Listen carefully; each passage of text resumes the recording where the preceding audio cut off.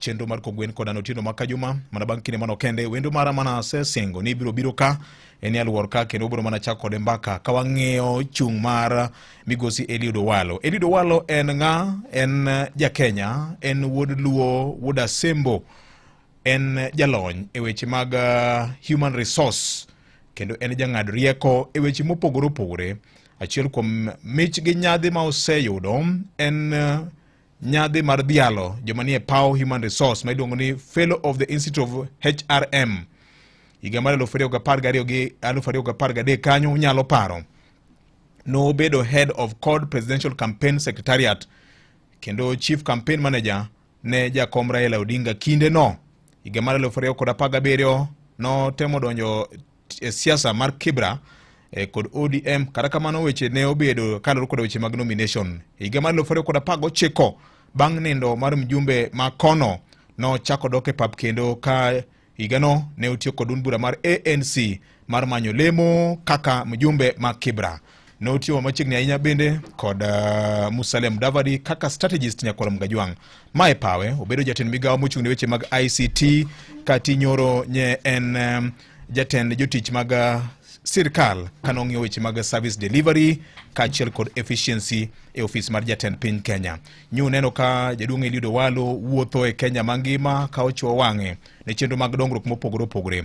Obedo weche mag affordable housing, weche mag road gi infrastructure, programs mang'eny mag sirkal nyoy nene ka odhi tolimo to chiwo report. Wanabedi kode Kanya kod Mgajwang' ni to en lek mane ma en go ne jo Kenya e kinde makoro yiero mar piny Kenya okayo machiegni higa manyien mar 2027. In kaka ja Kenya majago kura pod medo kwayi ni ma en sa wago mbaka wang'iya nena ni to ang'o ma en go kaloro koda weche mag siasa mare gi dongruok mar kanyakla mar oganda. Yande ka ni na winje clip moro kowacho ni jatelo maber en jatelo makwongo ng'iyo dwach jopiny. Notiyo gi kizungu kubwa ni people centered. Kowacho kanyo ni jatelo maber en jatelo manyaka ng'ini japiny dwaro ang'o, weche mag osuptal, weche mag skul, weche mag ohala, ni mage gima japiny koro dwaro. Mano mokwongo ni center of focus en japiny, ok en ofis ma en owuon koro dwaro. Nyocha wacho na ni ok abdwa bedo jatelo, adwa bedo a people servant, jaote jopiny. Mheshimiwa Eliud Owalo osechopo ka kendo en kinde mwinjore mar gombo ni wago kode mbaka e Ramogi Baraza ka okinyi makawuono. Mheshimiwa yaore, happy new year. Oyaore kenda moso ni kwa Ramogi Ajwang' no yaore uru. Erokamano ahinya. Ichako higa maber. Ichako higa maber bana ka in. Wachake maber, wagone ruoth erokamano maduong' ahinya. Yes. Erokamano. Erokamano ahinya. Na chuno ndi matini Eliud Owalo ni en ng'a. Nitie kaka ng'eyi en patron mar Gor Mahia. By the way, Gor Mahia nyoro nyane nuka ine pap. Ne ane pap kendo ne waloyo maber kabisa. Ne chunyu moko ndika Murang'a series chako luw. Game ni 90.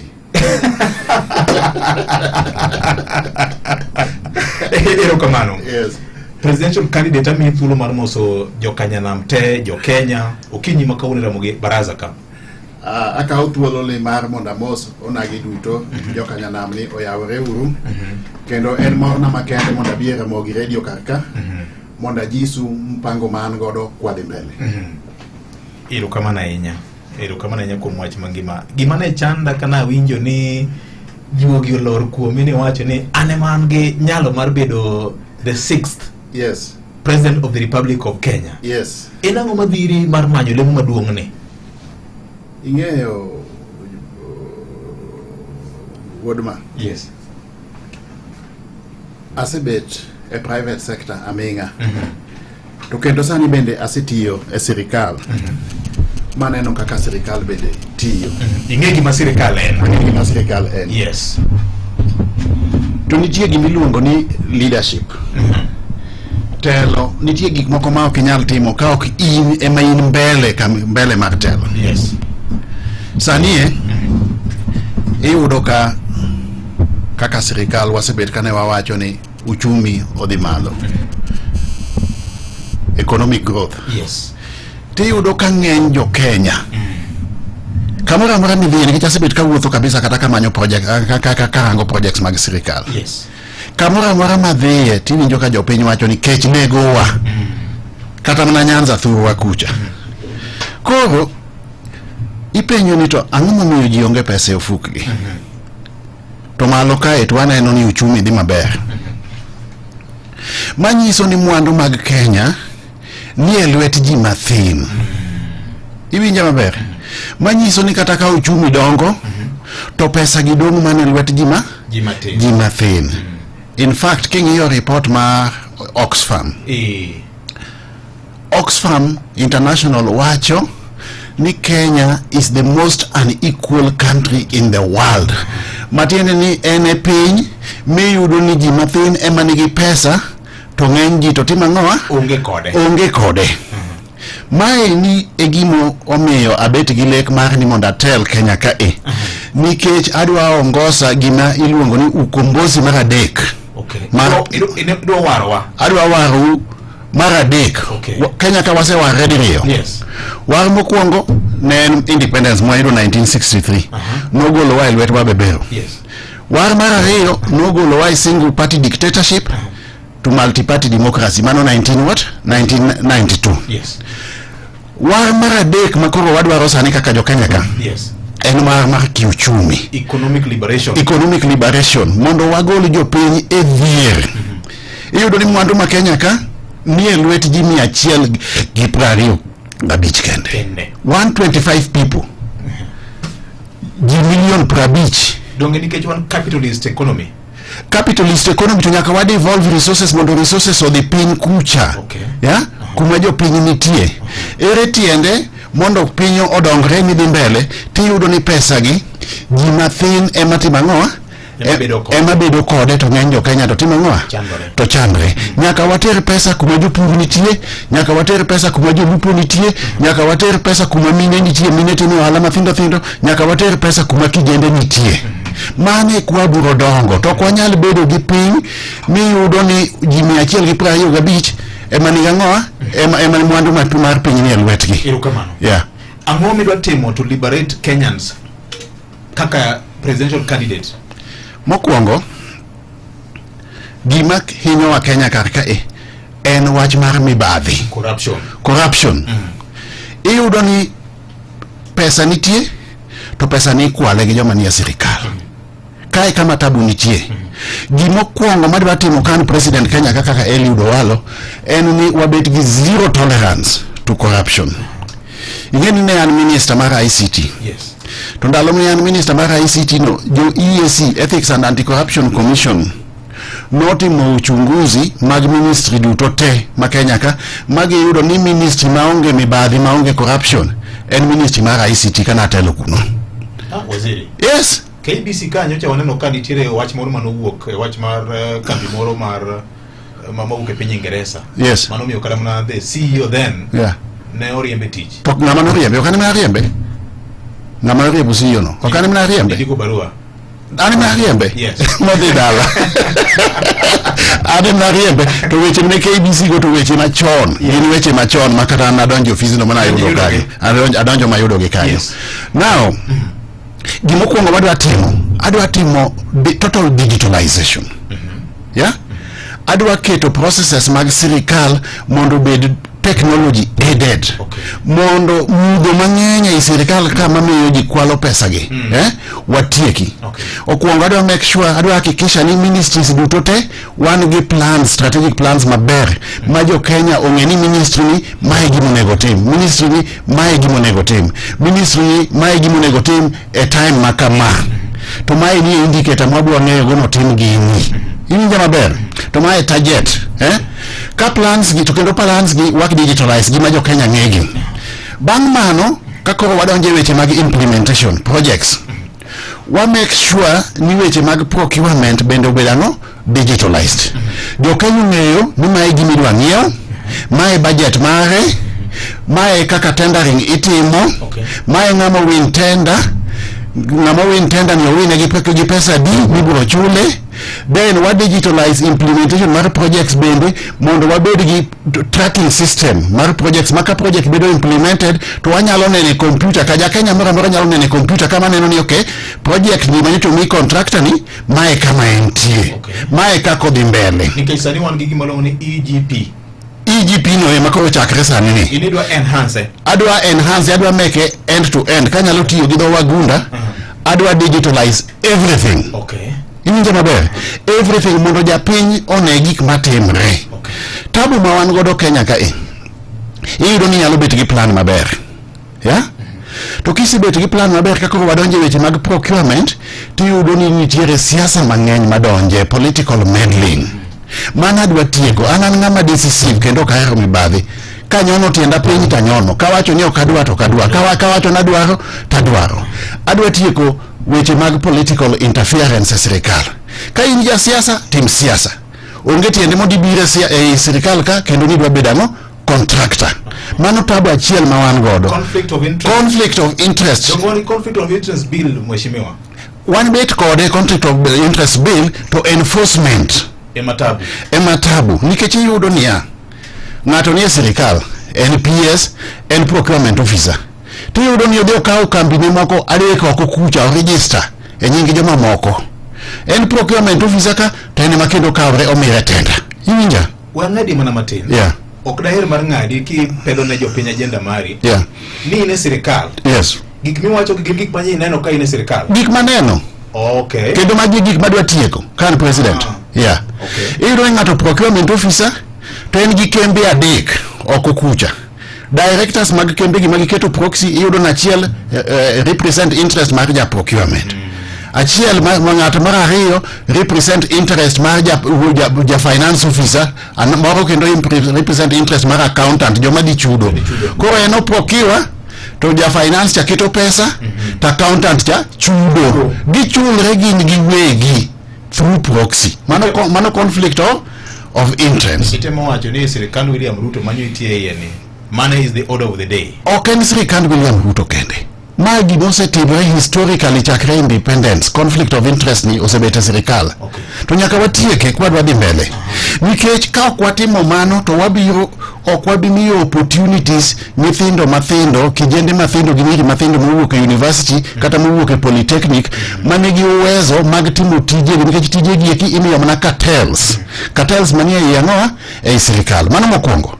mar ariyo en josiasa iyudo ni wan gi a lot of political meddling josiasa donje e weche mag sirikal iyudo ni gin giwegi ema gidwa nomigi omigi tenda kidwa tim project e constituency moro tiyudo ni MP dwaro ni mondo en moyier contractor ma en motimo ang'oa ma en mokelo tabu ma wan godo ni iyudo ni sirikal chulo contractor down payment kose miye down payment iyudo ni pesa no bedo diverted okawi dhi tim go tich machielo ok tij project koro iyudo ni projects gi timo ang'oa chung nikech pesa mitimo gi go ang'oa onge magi gik madwani mondo atim ang'o atieke sirikal ka weche moko mag ni iyudo ni service provider kose mi tich to koro tiyo gi nying ng'amo ng'eyo to kotim tich mano nego be notimo cha mano nyaka watim ang'oa nyaka watieki then maduong' mogik en wach mar pengo manie kind joma nigi pesa to gi jopiny ma kawaida gi ni pesa mana nie lwet joma ng'o joma thin to ng'eny ji onge ang'oa onge pesa mano nyaka wa devolve resources mondo resources odhi kuma ji time ohala wegi kuma mine time ohala kuma kijende time projects mathindo kuma jolupo nitie kuma jopuro nitie mane kwa biro grow economy nikech ka pesa biro to bete lwet ji mathin ka gine magigerre to jopiny kucha to onge ang'o pesa onge kaka wabiro dongre erokamano lakini ma ibiro tego na devolution nikech ka pesa dhi kuom resources dhi machiegni gi jopiny wan gi devolve units mekwa sirikal biro timo nang'o mar strengthening devolution ingeni devolution nitie gima kisungu wacho ni resources must follow functions mokwongo wan gi functions mobedo devolved monego bedi bedo implemented gi county governments tiyudo ni on paper gin devolve onego bedi timo gi county governments to pesa bedo control from the center nyaka water pesa e counties mondo implement gigi.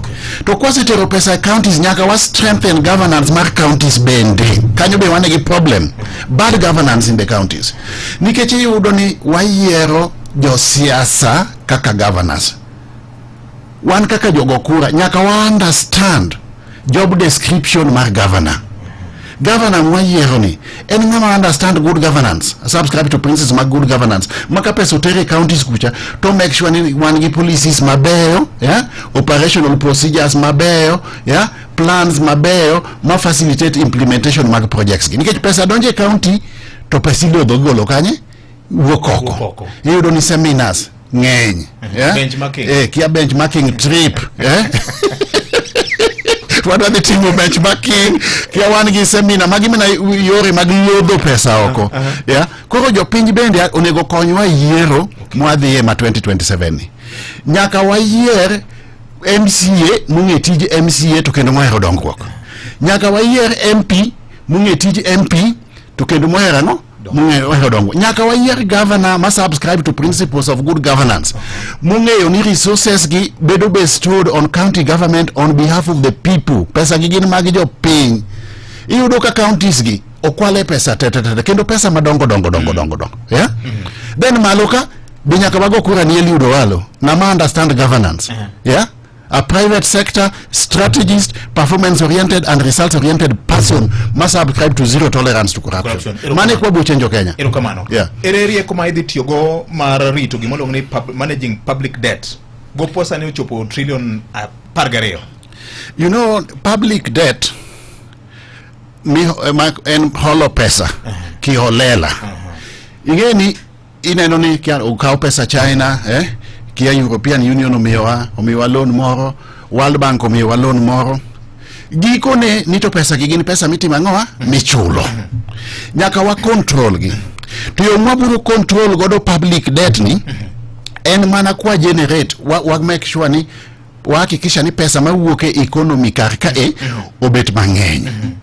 Mondo koro watigi pesa mang'eny yango wa generate pesa mang'eny to koro gik monego benwa timo karka watimo gi pesa ma economy ma emogolo. Yes. Kane manadonjo kane an minister mar ICT. Iyudo ka pesa mane wachoko e economy duto kaka revenue ne siling million 60 million. Okay. Odiochieng. Okay. Sachi mena wuok e Ministry of ICT kana asetimo digitalization ma aloro kuonde mni kwalo go pesa. Sani ye ni sirikal koro nyalo choko million 900 kata mana billion achiel e odiochieng. Mano in that particular ministry kende. No, not in that particular ministry, the entire economy. The entire economy. Okay. Per day. Yeah? Because we see loopholes mag corruption. Because jomani sirikal pod gin joma ne ni sirikal ka processes pod gin mana the same to gimana atimo ni na bi maloro kuonde mikwalo wangoa pesa. Koro gimonego watim wakel ji mang'eny e tax bracket. Jomo osebedo ka onge ohelni magitimo ka. Wakel gi economic bracket, waketo gi e tax bracket, to wa make sure ni ok water usuru malo. Yeah? Usuru, rate mar usuru wa maintain kama entie kata waduoke piny. Ka ikikelo ji mang'eny e tax bracket, podi nyalo choko pesa mang'eny, yeah? Ma okitero usuru kanye? Usuru malo. Gima hinyowa ni yudo ni ng'eny ji onge gima gitimo. Ka onge gima gitimo, onge kaka ginyalo timo ang'o? Onge kaka ginyalo chulo usuru nikech gionge gima iluongo ni disposable income. Koro kwasetimo mano to wa digitalize processes to wa collect usuru, wachoko usuru at source kama economic activity no timre. Okay. Ma biro miyo wa pesa mwanyalo timo godo wa finance godo recurrent expenditure mano pesa mathindo ma ichulo go musara gik makamago. Yes. To wan kata gi surplus mwanyalo timo godo development expenditure. Yes. Mane kaka wabiro katel public debt or external debt if you want to call it. To ka kwatimo mano ka kwanyali generate pesa from local economy pod biro chuno ni wadhi na kwa pesa oko kucha. Itemo wacho ni this administration ose fail the idea mar bottom up economic transformation agenda. Ma ideally en miyo pesa jopiny pesa. Ingeni ne wan gi plan maber mar bottom up ni. Yes. Kendo an achiel kuom joma nondike kendo an achiel kuom joma nokam up with gi idea no. To problem ma wan godo sirikal ni osetemo implement bottom up. To challenges nitie ila mi winja wacho go. asenyisi challenges mag corruption, asenyisi challenges mag conflict of interest, asenyisi challenges mag political interference. Yeah, koro yudo ni kata inyalo bet gi plan maber. There are two things. Nitie plan maber ni in go, to nitie gima iluongo ni implementation. Inyalo bet gi plan maber to implementation bed ang'oa problem. Koro plan ne wan godo maber to kawach ni plan no pok obedo implemented, but ne wanyalo implemente mapiyo moloyo kane tabu mathindo yotimo ang'oa. Okay. Yeah. Lakini plan no to wasetemo, inyalo yudo ka nitie mana ICT kucha, ICT hubs nitie here and there, inyalo yudo ka sani nitie chirni kuonde mang'eny ma mine time ohala, inyalo yudo ka nitiere ute migero. Yeah. Wach mar pillar mar agriculture mabende wach ni backbone mar our economy. Ilo timi ang'o kaka jatend piny ko yieri the 6th? Agriculture ka nyaka wakaw pesa muaketie inputs. Iwinja? Ingeni sani kata mana ndalo manyocha jitimo maandamano ni gharama mar maisha odhi malo. Gima ne hinyo ji en bei mar chiemo. Yeah? Nikech chiemo constitute 53% mar cost of living index.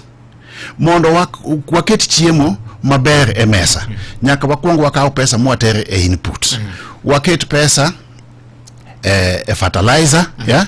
Waket pesa e seeds, waket pesa e mechanization, waket pesa e extension services. Chon kane wadongo ni nyalo yudo ka agricultural extension services ne ni kamora mora ka gipuonjo jopur, yeah? Kaka gitimo ang'oa, kaka onego modern practices. Sani extension services tinde onge, kata extension officer, agricultural extension officers ok nyal neno gi e kor gweng'. Ini neno gi? Be neno gi? Agricultural extension okinegi. Koro nyaka waket pesa e agricultural extension services, nyaka waket pesa e fertilizer, early maturing farm input, seeds. Research in agriculture. Research based. Okay. Research based. Nyaka wa enhance research mondo wabed in tandem with gik matimre in best economies from agricultural perspective. Yeah. Koro Eliud Owalo emabro golo waere midhiero ma waneno gi sani nyaka Kenya ne chak bedie. Kaka thurwa. An gi projects apar mitimo. No, mako yiera president adwa timo. Okay. Projects apar mako yiera president nyaka timo ang'o? Nyaka timo. Mage. Mokwongo en Koruso Indam. Kamikane pi. Koruso Indam ni adwa ni wati kode mondo ohula ma nego ji nyando cha. Sama koth chwe mang'eny to wachoko pino to wadwa kete ang'oa e dam kacha. Iwinja maber? Mano konyowa watieko ohula ma nego ji nyando kacha cha. Yeah? Mar ariyo obiro konyowa electricity. Nikech electricity magweng' kutini lok watiyo gi sani gi Sondu Miriu. Adwa ni mondo Koruso Indam ni ochako medwa capacity mar electricity generation mondo wake stima e kor gwenge. Mar adek obo konyowa kor ka pi mondo water pi e ute. Pi minyowane dho Lake Victoria tiyudo ka mine mathurwa kucha pod ting'o pi e wigi ni ema gitedogo. Ni wane maonge gi people. Adwa ni nyaka wabed gi last mile connectivity mondo pi odhi ang'oa e ute. Then adwa ni wati gi pini korka pur. Dwe mar achiel, dwe mar ariyo sama piny otimo oro no, pini ema koro watimogo irrigation. Okay. To wapuro kode gik moko ang'wen. To kendo Kisikucha bende wan gi Magwagwa dam. Magwagwa dam ni bende wadwa ni mondo watim for the same purpose. Pipni magi dams mosebet nyaka nene to will to implement matim ang'oa e maonge. Mano gima nyaka tim. Mar ariyo, Kisumu International Airport. Adwa ni airport no mondo obed upgraded, makago koro wanyalo golo e nam, rech nyalo wuok e nam to kalo airport ma Kisumu ni to dhi lokas direct. Yeah? Wanyalo bet gi gik machalo kaka avocado matindi pidho thurwa kucha gi fruits mamoko to kata mana lot to donje e airport ma Kisumu no to watero loka direct e chiche maloka kucha. En wich kuot maduong' kabisa. Ni wan gi Kisumu International Airport to ni en mana for passengers. Ni cargo makale en mana ka ng'ato thot wating'e ndege. Ni mani cargo makale airport marwa. Nyaka wa reverse. Yeah? Mae mondo wa hakikisha no bedo upgraded for purposes of cargo. Mar adek, Lake Region Ring Road. Nitie ndara ma eno a Busia. To kala donam oringo Siaya ka okalo yo Mageni mobi do seme ka eni moringo kalo Homa Bay modhi nyaka Migori Kenya Tanzania border. In different components. Ndara ni eni kotime obiro konyo thurwa kabisa nikech ibo yudo ka counties mathurwa gi nyalo timo ohala e kindgi giwegi, to kendo ginyalo timo ohala e kind counties mathurwa gi counties mamoko, to kendo yudo ka counties mathurwa gi nyalo timo ohala gi neighboring countries machalo kaka Tanzania gi Uganda. Ma biro yao economy mar thurwa kabisa kotim ndara ni. Then yudo ka ndara ma Kisumu mochamo Busia cha bende abo dwaro ni mondo bed dual, mondo bed lenadi obed lenario. Bas kia kanyo to wadi Migori ka iyudo ni kunye goldi kamiluongo ni Makalda. To ng'eny pesa gi wasunge mar gi joma kunyo goldi madhigango emadhigi ng'eny pesa. Kidhi Thurwa Sembo kucha nitie kamiluongo ni Luba kata Saradidi ya kidhi Sakwa benitie kamiluongo ni Kopolo Abimbo genego. Gima nyisi no kunyo goldi kamoro iyudo mna buru maduong' maji malingre to thoe. Onge gi lokruok engima jogweng' weg low kamo kunye goldi no.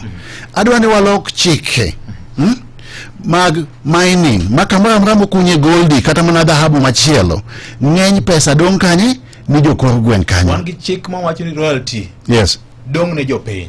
Investor degi mare to royalty dong ne jopiny, lakini ng'eny ne nyaka dong ni jopiny. Enforcement onge. Idwa locate a certain which percentage nisani en about 5%. Mupogore gi CSR programs magitimo according to the Mining Act manyien. I don't need more than 50% of resources nyaka dong e kor gweng'. Mara ng'wen kendo ka in Migori kucha Thurwa ka iyudo ka dhiang' dhok wan gi quality kendo ring'o mar dhok ma Nyanza ni malo kabisa. Ang'o momiyo ok wanyal bedo gi abata sana Migori kama dhok ng'enye kendo dhok donge mwanyalo timo ang'o wa process wayang'o dhok to wa process to wagolo ring'o to biro e airport ma Kisumu ka to watero Dubai direct kumitere ring'o cha. Pien mar dhiang' nyaka wabed gi hides processing factory, tanning factory. Pimie nia sani eni wauso pien mar dhiang' siling 100. Ng'ama uso ni pien mar dhiang' siling 100 kaw pien tero Italy. Pien ni odi loso go bedo process ti loso go wuoche adi adek. Wuoch mag baligi ichaki duogo karka iuso ma wuoche ka wuoche siling 15,000. Matiende wan imiyo siling 100 to ng'ato loko hala mar siling 44,000 gi 900. Okine kamano wich kuot. Kidi Kuria kucha. Gin gi abon madongo nyaka wabedi gi potato processing factory Kuria kucha. Tiere moro midong ne Tonganya. To podo thin poko take off be malongo. EU no fund that project, the county government mamigo. Wadwa maduong' malo mano. Kidi Kisii gin gi soapstone. Nyaka wabede gi soapstone processing factory maduong' kabisa Kisii. To avocado processing factory nyaka wabedi gi tea factories, nyaka wabedi gi coffee factories malongo Kisii. Mane kwa bwogero economy. Korka ni ankoni nyaka wa sort out the perennial problems mag sugar industry in a sustainable manner mondo kembego oti kaka nigi tiyo chon. Sani yudo ni serikali osebet katemo ka chulo gope mane gi yo farmers ti yudo ka factories go they are cracking under the weight of age. Machinery osetimangoa oseto nyaka wakama up with a sustainable program makembego nyalo tiyo go kaka chon plant, especially gik machalo kaka processing plant kaka nyaka wabed gi diffuser modern technology e kembego. Mano sugar sector kan nyaka wa sort out. Then idhi ahero makema kaka nyo mheshimiwa adugo bangi mano kende wadonge dakade kende jakora mkajua wadhi duka matin wendo mara en mheshimiwa Eliud Owalo the 6th President of the Republic of Kenya ma owacho ni en gi nyalo marito Kenya ko wacho ni principles of good governance ema oneno ni en go ma orome rito Kenya kaka CEO manyien Nyakwara Mgajwang'. Owacho ni gimiluongo ni third liberation en economic liberation, peso bedo fuku mar jo Kenya mondo piny Kenya odongre. Ko wacho ni en ema en gi nyalo odhi nyime kolero ang'o ma odwa notim ne jo Kenya gi jo Kanyanam ka odiero kanyo gik moko maromo 10 odhi nyime kolero gi ma oneno ni ka otimo e botende to bro loko piny luo to bro yao Kenya to Kenya bro bedo ma otiap gi weche mag pesa ka waduogo bende Jakorom Gajwang' obro penjo to en duond bura mane ma ochano tiyogo penjo machielo mang'eny ji penjore kani to support base mare en mane nikech iwacho ni kidhi wuoth nyaka ikwong ichagi kama chielo kata kamoro en saa 2 dakika odong dakika moro 2 kende wayudo ote mag ohala kitimana kama enda Mugi Baraza. Kujipanga na CoBank ni rahisi. Ka payslip tu na kila kitu iko sawa. School fees sorted, bills sorted, kashamba kako kwa plan. Nikitaka loan ni payslip tu na pesa inaingia. With just a payslip, get a mobile loan of up to 500,000 or an unsecured loan of up to 9 million. Visit a Cooperative Bank branch today. Cooperative Bank, we are you. Cooperative Bank is regulated by the Central Bank of Kenya.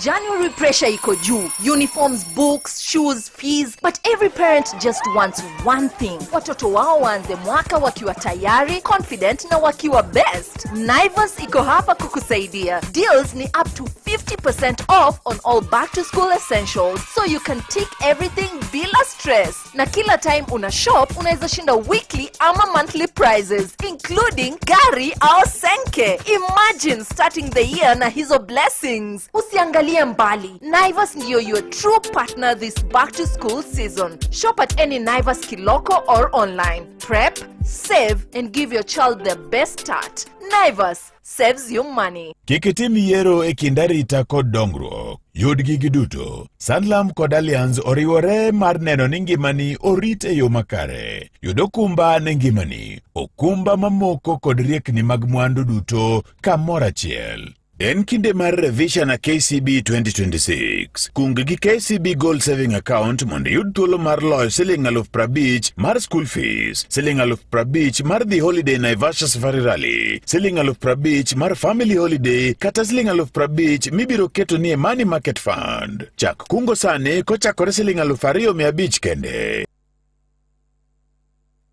Mana kamano Jakorom Gajwang' en kanyo saa 2 mar okinyi wayudo weche manyien yo machuok. Bang' kanyo wanadhi nyime kod jalar kom tend piny Kenya mano Migosi Eliud Owalo ma bende wadhi godo nyime gi twak achiel kachiel. Anno ka penjo thothka weche thothka comments nitie ka daher mar ng'isi ni sani koro yaw account kod bengi mar NCBA kitiyo kod lony manyien manyasani. Download app mar NCBA Now app titim godo chenro magi mag bengi e yo mayot mokalo. NCBA, go for it. Maramogi Radio Ramogi Karchun Jaluo. Weche manyien e yo machuok e Radio Ramogi kokeli gi CoBank. Oyawre nyako kendo machiegni moko kuom janyuol mawuok kaunti ma Kisumu nyiso piny owacho mondo mi ka oyie tugo oko kendo koro gipuonje kata gichiwo puonj mathoth ne jonyuol wilaya manyien mar somo mar CBE kata koro sani gidhi nyime girwako nyithindegi ma jo grade 10 e skunde mag junior secondary e skunde mag senior secondary. Report yango ni thoth jonyuol nyaka chop sani owacho ni ok ging'eyo koluwore kod chenro mag somo kata subjects mabende nyithindegi dhi somo ka gintiere e senior school. Ok poko ng'iswa kata ka poni puonjo gigi te school nikech poko luongwa e meeting mora mondo lernwa mondo ng'iswa ni ma e gima course ma nyathi dhi timo to subject ge mwatimo poko ler mano be. Kwayona ne sirikal en ni mondo giwuog oko ayanga kabisa mondo ginyis jonyuol parents ma safa mondo nyithindgi at least oyud gimoro e ngima mabiro mondo giwuog oko mondo giler na janyuol ni nyathini ni kadhi timo ko yiero pathway ni ma e gima pathway no tingo mage ma to ko ene pathway machielo ni be mano mage ma mondo gipuonj jonyuol bende samitero nyathi skul ngi kingse ni nyathina ni to odhi focus e gima kama dan wan watera gor jopuonje go dhi bire mabiro nyiso wani nyathini ni to koro waneno ka bere gima kama koro wakia mang'eny lakini kwayo mara na serikali mondo giwuoko gipuonjo jonyuol mana ka gipuonjo jopuonje bende mondo ng'e kaka gidhi handle nyithindogo mondo wambe jonyuol puonjo mondo wang'e ni nyathino kodhi nyathino dhi timo STEM ni oting'o gima kama. Weche moko nyakoro mugajwang'en ni wach yiero maduong' matimore e piny libamba ma Uganda odiochieng' ma kawuono koro kelo ng'ikruok maduong' mokalo ne chenro mag ohala e pacho kae tong' mar boma ma Busia kod Malaba. Chenro mag wuoth e bombe ariyogo bende ripot yango nobedo kod ng'ikruok ka ohelni mathoth bende ne olor. Seche bende jo ohala kaachiel kod jonyiewo mawuok Uganda oling' e mier ka koro gin e chenro mar luto ombulu. Kusema ukweli vitu zimebadilika Busia hapa, sababu sisi Busia hapa tunapakana na Uganda. Ni kama watu wa Busia wote wanategemea biashara kutoka Uganda. Yaani kufikia saa 12:30 maduka zimefungwa. Yaani ukiangalia imeparara kila mahali.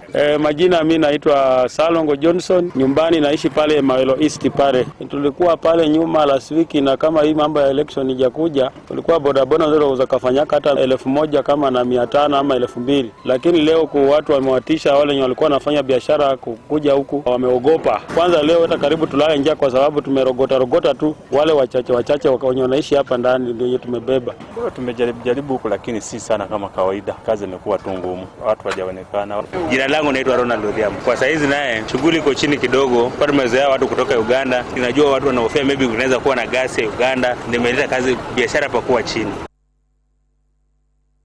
Wachope giko mar weche manyien e machuok nyakwaromogi watudre ka ng'oromo saa 3 ne weche manyien ka gibro bedo mago ma otuch e kor gwenge. Nyinga Vincent Otieno.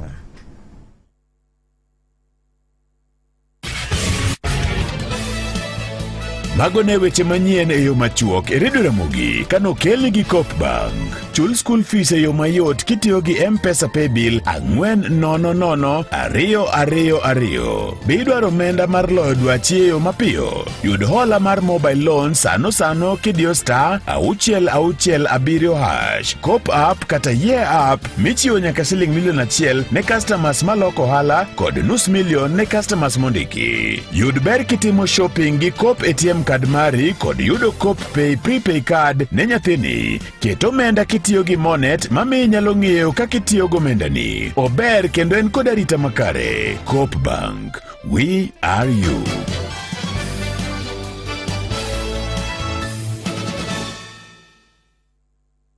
Mana kama nonya kura mgajua ngwadhi nyime gi twak achiel marwa kaendi kod jalar Compton piny Kenya Owalo the 6th jatend piny mara auchiel kaka aneno ka oluongore Kenya kura mgajua kowacho ni en gi nyalo kod geno mar kawo tend piny Kenya ka. Mheshimiwa ni idhi nyime kod temo lero ni neno ni nyalo time piny Luo.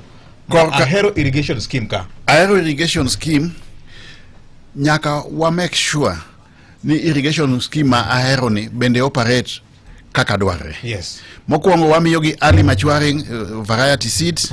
Then nyaka wabed gi rice processing plant maduong'. Yeah? Mondo konyango okonjo niang. Ok wadwani wabe okonjo jo mchele. Ok wadwani mchele wuok India, gi Pakistan. To wan gi capacity through wakue mwanyalo grow enough rice ma serve the market, the Kenyan market. Kendo wan gi mchele kendo mwea. Yes. Ireti ende mono mchele wa India to gi Pakistan nie michamo, nie miuse supermarket ka. Mano dwa sort out. Korka lupo. Serikal mara aburo hakikisha ni wan gi fish processing plants e dho wath ka dho wath. Okay. Yeah?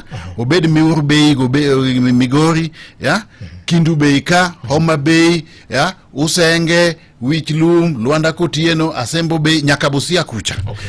Dowath ka dowath wabet gi fish processing plant maduong' ma karech wuok enam to donje baraf. Yeah? Ko wuok kanyo to donje airport ma Kisumu ma se upgrade chakoro. Yes. Yeah? To dhi kanye, odhi loka direct. Nisani yeni yudo ni rech wuok igode donam kuthurwa kucha titero nyaka Thika nie kuma nitie factory mabedo processed. Mano nyaka watimango nyaka wa sort out. Then bang mano to waneno kaka mine timo ohala. Pesa bete lwet mine. Yeah? Mondo mine otimo ohala. Waneno kaka kijende nyalo yao ohala mathindo thindo. Somo nyaka university ber to nitiere technical courses bende machalo kaka plumbing, electrical gini ma kijende osetimo thuru waku mang'eny kata wanyalo konyo gi mondo gitim to wamiyo gi pesa to giyawo go workshops gi gin giwegi. Okay. Mae ka pesa biro luore thuru waka. Kwa setimo mano to hakikisha ni pi nitie mie. Sitima nitiere emie to nderni olosi. Jaluonga mariek makimiyo gigi onge gimokwayi kendo. Okay. Yeah. Erokamano ahinya. Dibe ni ma idwa donjo gore pao laro komten piny Kenya mondo imany godo kingship mar piny Luo. Kingship no to yango anaonge ok understand gima kingship en nikech an a national leader. Okay. And an gi national brand. And iwinjo ka nyocha na wacho ni siasa mofuo mar ni anadwa bedo kingpin. Mano siasa mofuo mako bitero waka mora. Kani onego kwa bet gi kingpin wa onego bed Koruso Indam. Kwa bet gi kingpin wa onego bed Kisumu airport mo bedo upgraded. Kwa bet gi kingpin wa onego bed Lake Region Ring Road ma wacho cha. Kingpin wa onego bedi fish processing plants miwinja wachogi. Okay. Yeah? Abata Migori, Hides and Skins Factory. Magi en dongruok makonya ngoa, makonyo jopiny to in koro ni wuok ni in kingpin to idwa ingiri kendi wuon to chandruok mar jopiny kucha to kitima ngoa. Okay. Mano siasa mofuo ma ok bitero waka mora. Iro kama nenya. Yeah, onego wa change paradigm. Okay. Mondo koro wangi mahitaji mar mwananchi ma kawaida. Chandruok mage ma jopiny ngoa, ma jopiny nigo. Iro kama nenya. Ka jopiny ema nyalo bedo kingpin nikech pesa ni ofukgi. So be it. Okay. Yeah. Iro kama nenya. Yeah. Endun bura mane medwa chano tiyogo? Abiro unveil party next month. Okay. Party madhi chung godo. Tarik adi? Nitie tarik okabi chiwo tarik sa nikech nitie consultations mbaka ma pod agoyo gi some stakeholders here and there. But next month abiro unveil the party complete with its officials and it will be national party. Okay. Yeah? That is important. My existing koso Odibet national party. Okay. Yeah? To kendo party mopogore gi parties ma wan godo gi. Nikech parties ma wan godo gi iyudo ni ikawo kabila ni idhi riwo gi kabila cha ichaki keto kabila ni mano kore ka in gi base mar party. Mano ok gima dwa timo. An adwa come up with an issue based party guided by a transformational agenda, yeah, and anchored on economic emancipation. Nikech mai mabuo konya mondo tim ukombozi mar adek ma wacho cha. Okay. Yeah. Okay. Issue based party. Kaka Kenya chalo ka, Yeah. wangeo ni most political parties are ethnically based. Yes. How are you going to run away from this reality? And support based mar party na adwa no bed jo Kenya machandre. Irrespective of kumagiae. Irrespective of kanise magidhiye. Mane support base ma nikech magi e joma dwa gole chandruok mondo wating wadhi go mbele. Ok adwa dhi okene ka gima timre sani iyudo ka politics wa siasa wa en ni kabinde ka kabinde ni yudo ka ng'ate kabila ni okaw ng'ate kabila ni okaw ng'ate kabila cha ya bas bang' mano koro gidhi gibeti ang'oa e mesa. Okay. Gimanyo gimiluongo ni a seat at the table ni gidwaro kom e mesa kamipoge ang'o kamipoge lemo. Okay. Anadwa mesa te. Kase bet gi mesa te tapogo gi jo Kenya. Okay. Piny kucha. Okay. Ok ni ji adek ang'wen obet e mesa ka ni pogre lemo. Okay. Adwa mesa no te, ok adwa kome mesa, adwa mesa te to mesa no apogo gi jo Kenya te. Ero kama na enya. Yeah. Wach moro wachore ka ni in project mar President William Ruto. Ing'eyo ni ji ok apani ng'eny ji ok ong'eyo walo maber. Ing'eyo na jachir malich. Kendo ka amwana timo gimoro tatimo. Ing'eyo ni 2019 na wuok na dhi tiyo gi Ruto. To ndalo no ng'eny jo Kenya no ng'e ni ng'ama dhi ka hotelo En Jakom. Jakom. Nikech ne en gi gima ne giwacho ni en wang' ni en gi system to wang' ni en gi deep state. An kaka strategist akwonga go kwanda mesa. Nasego kwanda mesa maneno ni wuodu chak ni manyalo dhi ka wang'oa. Nadhi against conventional wisdom. Madhi atiyo gi wuod chak cha. Elela kendo malande elela makawe matere nyaka Nyanza Thurwa kucho waringo kode atimo bottom up gi. Yeah? I was a key cog in that campaign. Anatimo giga lela. Ka adwa tiyo gi Ruto. Ere tiende monda wuoge sirikande. Donge yot na monda ti kode sirikande ni. Nikech ane ma ene telo sani. Okay. To kendi neno ka nitie ji mang'eny kabisa masani laro tiyo kode. Anadiga against conventional wisdom. And gi risk taker. Inja. Onge tiende monda wuog oko mar sirikal mar Ruto kore ka tiyo kode ka noko ta ane sirikande already at cabinet level. My position was cabinet level. No appoint kaka cabinet secretary bang manoko vunjo cabinet ochako mi a position ma cabinet level with all the elements that go with a cabinet level position. Ere tiende monda awe tijino kwe ka ditiyo ne oko kucha. Ok ang'uma monda tine i sirikal kai. Matiende ni nitie gik madwa timo ma ok anyal timo kane i sirikal. Emo mi awuok oko mondo kora pasi ugigo to a logical conclusion ka anoko kucha. Ka adwa tiyo ni Ruto tatiye sirikande ka. Okay. Yeah? Adwa tiyo ni jo Kenya. And ingeni people need to understand Eliud Owalo for what he is.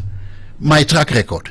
Ingena asetiyo gi josiasa gi 2013 itiyo gi jakom. Okatiyo gi jakom mane mnatele presidential campaign kendo an head of presidential campaign secretariat and chief campaign manager. Yes. To matiyo gi jakom no co-principals en Kalonzo en Wetangula. Atiyo ne gikter ji adek. Bang' mano ndalo moko madwa chung Kibira cha donga ringa dia ANC. Yes. Madhi achung kanye Kibira gi ANC ta abet gi Musalia kanyo donge. Yes. Bang' mano kata mana bang' yiero ma Kibira no abet gi Musalia as one of his closest allies and strategies. Bang' mano achaka dhi atiyo gi nga gi Ruto chakre 2019 nyaka sani mana koro na weyo nyoro ni. Okay. Asetiyo gi josiasa gi te individual politicians. To sani koro mwani okachaka tini ja siasa mora as an individual. Adwa tiyo ni jopiny. Mae momiya wuok oke pap monda chung president. Monda dhia tini jopiny. Message ma ok nyiswa ka kiwinjo joma nono weche mag siasa wacho ni samoro Eliud Owalo ne ogwetao e owang' nikech president okokete kaka point man mar Nyanza region voting block. Nyanza region voting block dhi konyo wagang'o. Nikech biro maro nyaka wangi madegene odisloji from the equation. I don't want to talk about those people. Mago my juniors ndalo mne ane ODM kuno. Okay. Okadwa way about them, yeah? I'm more issue based. Okay, discuss the personalities. Oh, yes. Yeah, I'm very focused. I don't discuss personalities. Ongeti endema ya wang. Ingeni anan very forthright. Mane cabinet obedo dissolve Ruto no luonga mwa bet kode piny monyisa gimo miyo dissolve cabinet. Onyisa gimo miyo okelo jo ODM, wabet kode piny wawuoyo onyisa ni okelo jogo tano miya another position which is cabinet. What ne wa discuss mwati mango mwa winjre. Kane okadwa. To naweyo. Akoni ni mano kakao. Okay. I've got the right and I'm very principled. Ka okadwa gimoro to kadwa. Ka yie ta yie, ka dagi tatima ngoa, ta dagi. Onge tiende mondo mnaka opposition, no? Then ati me for 1 year, kwe kakenda tima ngoa, awuok kane okadware. Kane okadware, I would have rejected it. Outrightly from the beginning. Yeah. So, I want to state, nigi mumiyo, adwa dhimbele, gi agenda bara maribet president ni, en mondo kura atini jo mage, atini jo Kenya. Yeah. Yeah. Weche moko bende wacho ni nyocha oneni gi Gachagua gi former CS mar agriculture Linturi ni ma momiyo ojemo ne ogoli oko. Jogo puka neno nyaka ne wabed kod cabinet poka romo kodgi. Ni ma momiyo the head of state masani owacho ni dibe ni nandhoge sirikande. At the executive ing'eyo ok an kadwa tiyo gi Gachagua ok binena gi Gachagua ringling. Awuok kata kadwa tiyo kode sani awuok kata nyisi na dhi romo gi Gachagua kata Serena kanye in the glare of the public. Okay. Kadwa tiyo gi Linturi kata obed Muturi kata nga tawuok tadhi romo kode ang'oa elela mana kaka na wuok kadhi tiyo gi Ruto 2019 ndalo maonge ng'ama ne Luoland mane nyalo wuok ni dhi tiyo kode okapondi awuok tadhi tiyo kodgi. It is my constitutional right. Any constitution, look at Article 137, Article 38 of the constitution. You have got the right to and free to make a freedom. You have the freedom of choice. Okay. Yeah. Erokamano. Yeah. Ndalo mane tiyo kaka ICTCS achiel kuom gik mane jatend piny Kenya ne wacho collectively. Yes.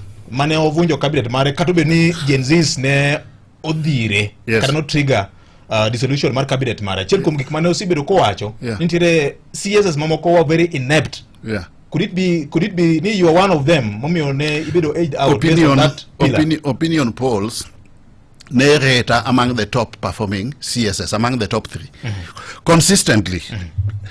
Then can apenjie gimoro. Yes. Nikech ingeni nitie gik mane en relela. ICT ministry no nyaka na wuoge beti winje. Awinje nikech en part of the business ma watimo. No, to tiwinjo gik motimo kata be ineno gik motimo. Duoka, apenji penjo dwaro doko. Be iwinje kata ineno gik matimre kuno. Nyaka na wuoge. Donge ni winje kata the president kamara mrama president nitie to wacha ICT motimo ang'oa emo wacho. Let me tell you, I've got a track record as a performer. Tried and tested. Kana the Ministry of ICT, no, it was like a mere department. Na elevate makete the center of auto center, if I may use that word. Akete auto center of everything in government. Okay. Yeah? From a moribund entity. Ka wuok kanyo, kora bed appointed deputy chief of staff responsible for performance and delivery. Adhi ayudo ka our performance management framework bende nen gimo tho. Adhi achiere ma jo Kenya oneno nang'owa ni sani koro jok manie sirikal bedo held accountable for results. Yeah? So I'm a proven performer. Not just a sirikal ka, kata mnamne ane private sector. Yeah? Out of my over 24 years experience kaka consultant, I managed to cut my niche. Mabet gi competitive edge as a consultant, and I was recognized as one of the best and most sought after strategists in Africa. Strategy ma iwacho no, could it be one of the reasons as to why ndalo manini CS ni ngada ni KBC kende mane yudo government adverts? Then the Star newspaper oboke mar GH gine mano megi kende gi. Mano is not strategy. Mago are government processes, procurement processes. Mano process mano they through process mari ngiepo. Kalure gi Public Procurement and Asset Disposal Act. Nika nitiere opportunity moro serikal mar supply render a service.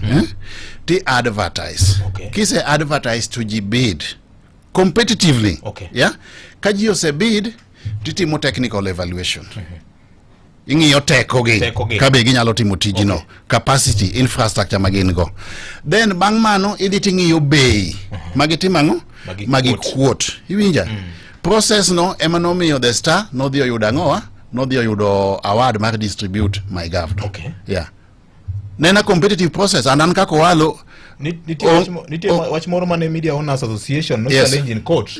Directive mane the former PS under your ministry nondeko kane sanction godo government MDS madwa lendo mondo len managi KBC especially mano no yudo broadcast media. Mano no yudo kase wuok kuno. And okadwa wuoyo on behalf of somebody. Yeah. Inyalo luonge to nyalo duoko mano tapani ka nyalo paro to the best of my knowledge. Mano gima notimre kana ase wuok kuno. But the long and short of it, any Eliud Owalo nigi track record as a performer. And take me anywhere. And let me tell you, any position in government is as good as the person holding it. Even Jamabe. So, an position more mantie, I'll make sure it delivers. Kaluregi mandate my position. Yeah. Yeah. And give me a teach ma kanyal timo takwiri ni ma kanyal makia. Yeah. Yeah. In case you don't make it, will you be willing and ready to form a coalition with the winner of the elections? You know, I've just entered the race. But ka time dimbele ka ibro neno ni I'm the candidate of choice mar Kenyans. Nikech jo Kenya are not looking for a politician, the traditional politician. Madonje sirikal, kose donje sirikal, to luore gi jo siasa kuodhi mbele tich matiri malongo onge. Iwinja? Jo Kenya sani koro manyo manager. Ngat manyalo facilitate good governance. Nikech resources wan go Kenya ka. In fact, economy ma Kenya ni en economy motegno kabisa. Ose kwalendi chakre independence jakasani to pimbe ni Kenya pod mana nitie. Ose kwalendi left, right and center, especially center. Ose kwal. Koro. Kawanyalo yudo somebody manyalo manage the resources. We are looking for sani Kenya manyo a transformational leader, yeah, and somebody mabro practice good governance mondo wa manage our resources. Jo Kenya sani okman ja siasa. Jo siasa gi wasebedo go since independence to gitero watera a merry go round gimiluongo gi dhok kigunda ni vicious circle. Yeah. Vicious circle of bad governance. Yeah, that's what they have been taking us through. So I believe I'm the candidate that Kenyans have been looking for. I'm the candidate jo Kenyans bet karito. And as we speak, I don't want to start discussing pre-election coalitions or post-election coalitions. But no. Magi realities of the current political dispensation in Kenya. There's no single political party that can ever form government. Mano kang mwaburo mnakalo kwa chopo kanyo. And kata kuchopo kanyo, to me, the basic principle is good governance. Good governance. That's the bottom line. Is it and I'll only get into a coalition, whether pre-election or post-election pact, give like-minded political party or individuals anchored on good governance and economic emancipation cha dier mana wadwa gole jo Kenya cha. Yeah. Ok ni ji libet ni ere kaka wanyalo pogre lemo mar sirikal. Upogru lemo mar sirikal to jo Kenya mapiny kuja to chandre. Yeah. Gimonego wa discuss ni ere kaka wanyalo golo lemo mar sirikal mwandu mar Kenya elwet jo mathin mondo water piny kucha koma jo piny nitie mondo jo Kenya oyud haki margi mar kiuchumi gibed gi pesa e ofuko. Mane gimonego wawache. Yeah. Bende ingi geno kara trust gi IBC masani? Ingeni nyocha wan gi changes e IBC recently. Yeah. I really don't want to talk about individuals. But the commission as an institution... Gimadwa wacho en ni nyaka wabed gi systems, yeah, IBC systems, foolproof systems, policies gi operational procedures. Yeah? Mabiro safeguard the electoral process mondo wabed a free, fair, impartial and objectively verifiable process. Mahakikisha nangoa, mahakikisha ni watimu yiero maber, mondo ngamu yombi, ngamu rem. It is the processes, foolproof processes, not really the individuals. Kawangi processes, systems, policies and processes. And you know I've been around for a while, my friend. Yes. Yeah? And I'm a student, not just a student of change, a practitioner of change. Kanitiere systems, policies and processes maber ma foolproof. Ibo ido kajo manitie within the organization chuno gini nyaka gi conform. Iwinja? Either you align or you ship out. Yeah? Mane kama unego wachakie. To ka processes go gi systems go onge kati lock mna ji day in day out. Yeah? Chalreto romre. Yeah. Okay. It will be a zero-sum game. Yeah. Samanyetio kaka Deputy Chief of Staff, Service Delivery, Code Efficiency, nitire weche moko manye jomoko ne ywagi nyingi. Ni wach mar anka mar corruption ni. Nisi jamani wuotho ni undermine senior officers moko mag sirikal. No, but okawacho mna dier. Undermine officers mag sirikal nadi. Ingeni nyaka wacha dier. Ka they inspect project. Tayudo ka project okwamo. Project sirikal osekete pesa. Tawinjo ni contractor gosi boy ni anonge gimunya lotima nikech Godfather na en ngane. Tema wacho ni not under my watch as walo. Onge contractor muselungi kando ni kaumamo ndo. No. That's not my tool of trade. Ano ka operate like that. Igeyo nabire sirikal ka to serve. Nabire sirikal to serve. Kana manyo pesa, I was better off a private sector kumane anangoa. Kumane antie kuchacha. Yeah? Sirikal chani chula siling musara mar mio chiko. Gipra birioga ngwen. Private sector kumane antie mnane consultant cha edwe nanya loloso million apar net of expenses. So nabire sirikal ka to serve Kenyans. Yeah? Because I transited from private sector to public service space to offer service. Not to manyo pesa. Unge pesa mna manye sirikal mane poka lose private sector. Okay. Yeah. Pokni bo kata contractor moroni inkoro miyagini mondo girino di. No. That's not Owalo for you. Okay. Yeah. Owalo is that's a no-go zone for me. Transformative leader. Mano is a no-go zone for me. Irokamano. Yeah. Irokamano. Wabro kao simbe mag jopiny nyakora magajwang. To penjo mugi kapoko kao simbe mag jopiny kata engagement gi jopiny kaendi. Weche ariyo. Yeah. Wach mar lendo mar dwaro ni mar chungni. Yes. Ni time yo moro mayom na nikech ango. No, my president ma statement of intent. Okay. Yeah? And twak mar nyiso dwaro. Nyiso dwaro. Yeah. Launching my presidential campaign abotimo gi maduong ma Kenya yiengni. Ibiro time kanye. Ukatime Nairobi ka. Okay. Yes. Yeah. Running mate mari dispensation ni pod consultation dhi nyime. No. Tibiro gole it's too early. Okay. Sani pod piny chon bana. Mago gik matimre kodong dweche auchiel. Wuoth makinyi pango kawuono mheshimiwa. Yeah.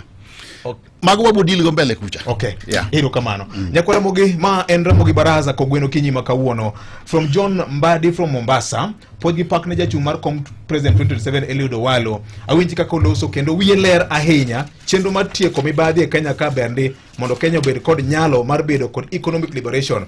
Owalo the sixth poch kod pak nyakwara nabi go you are equal to the task. Ma en ngato mawuok Mombasa wacho kamano. Okay. Machielo ka endi katiba mar Kenya 2010 on values and principles of public service. 1. The values and principles of public service include high standards of professional ethics, efficiency, effective and economic use of resources. Odiero gi kanyo mang'eny. Bendo ng'e ni grants Kenya ka ok bedi audited. Grants ma Kenya yudo ok bed audited. Openjo ka ni niya. Regulations ma wacho ni grants ok nyal bedo audited. Nitie koso onge. Ka regulations no nitiere donge okwedo katiba ma article 232 mar katiba. Eliud biro kedo gi kuo nango ka chikno nitiere an Pastor Ochieng Odindo West Kano Irrigation Scheme. Ma wach mopenjo kaendi maka juma Eliud Owalo is a transformative leader. Wan kata kaka asembo ka osekonyowa kabisa. Nitiere nyithindo mang'eny madhi sikul kod nyinge. Nyaka joluo we paro ni ndalo man Raila nitie ni ka ng'ato chung kendo laro kom mar president to bedo dismissed. He has the capacity to deliver Kenya to the desired Canaan. Okay. Machielo ka endi wacho ni Osumba Oyo from Mombasa. Hapa ni logi ken giwegi.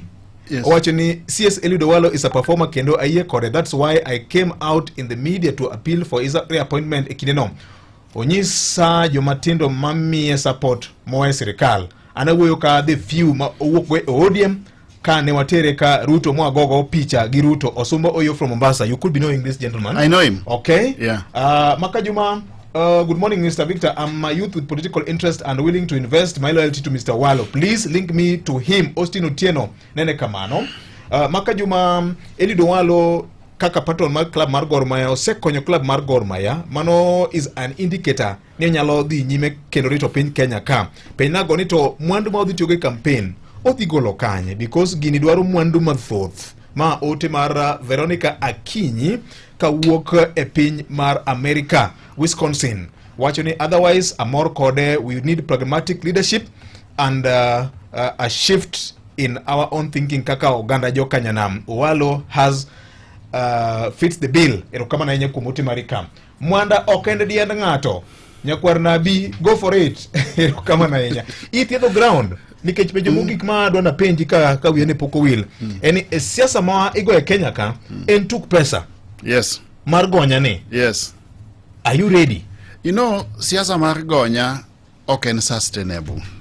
Nikech siasa mi pesa kawuono siling 200 kinyo onge.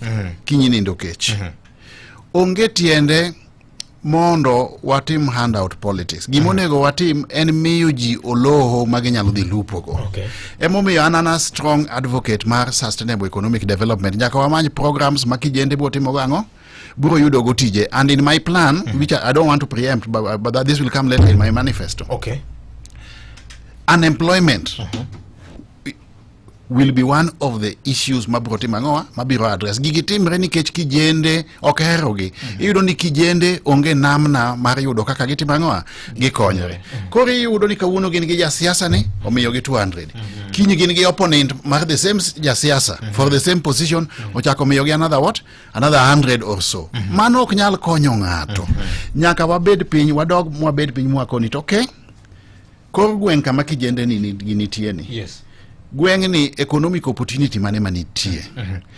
Kaka wanyalo keto kijende ge together, gibed kata CBO kata gibed SACCO, to wakonyo gi as a group mondo gi enjoy gimiluongo ni economies of scale, yeah? To bas wa empower gi. Koro gitimo ohala, yeah? Giyudo nyinyo to gipogre pesa. To seed capital to timo to gin godo. Mano eka waburo sort out this unemployment problem and siasa weche mag weche mag gonya gi. Gonya ni biro nikech chandruok ok ni kijendo hero. Yeah. Erokama na enya. Yeah. Title Omondo the 6th wheeler Rais go on.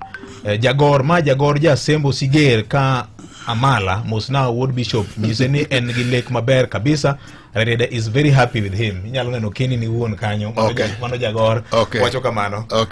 Wabro ka usimbe mag jopiny nyakwara Mogajwang kaka pile ma en baraza mar jopiny namba en 7 nono chiko cheka abiriyo nono abiriyo adek chiko nono adek ma en Ramogi baraza e nyaka nondu mari mar Ramogi FM kar chunje luo. Oyawore beta.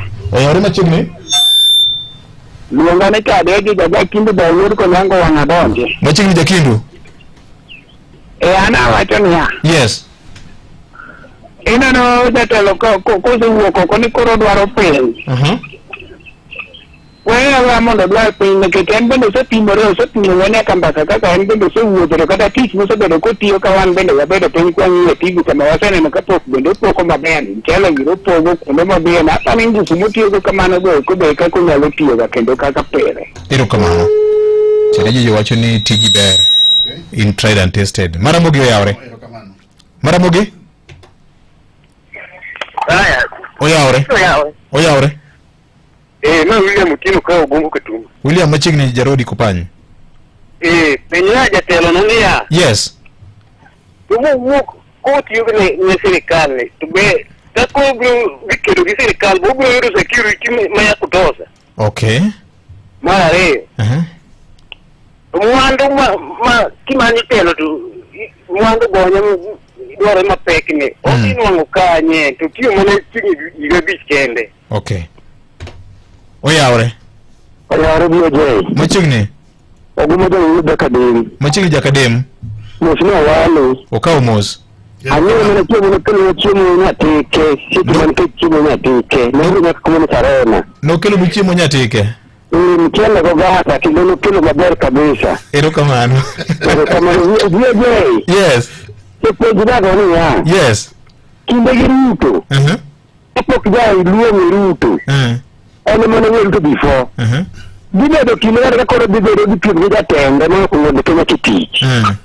Mara leo. Campaign ne bijala na do campaign mar president. Inyalo wo kama dile misiolo. Mudumo yale. Okukunde machiegi ni obi mtemo nano kata kwa chinga pinya kwa bigonyo lakini mundi dikunde zote ndo pesa tupesa banga dieri. Okay. Mana tondo tunjo na. Oyaore. Hello, beta kutino makajo. Oyaore machigni? Saga ni maru hano Kenya. Wuro Kenya jiwe duondi?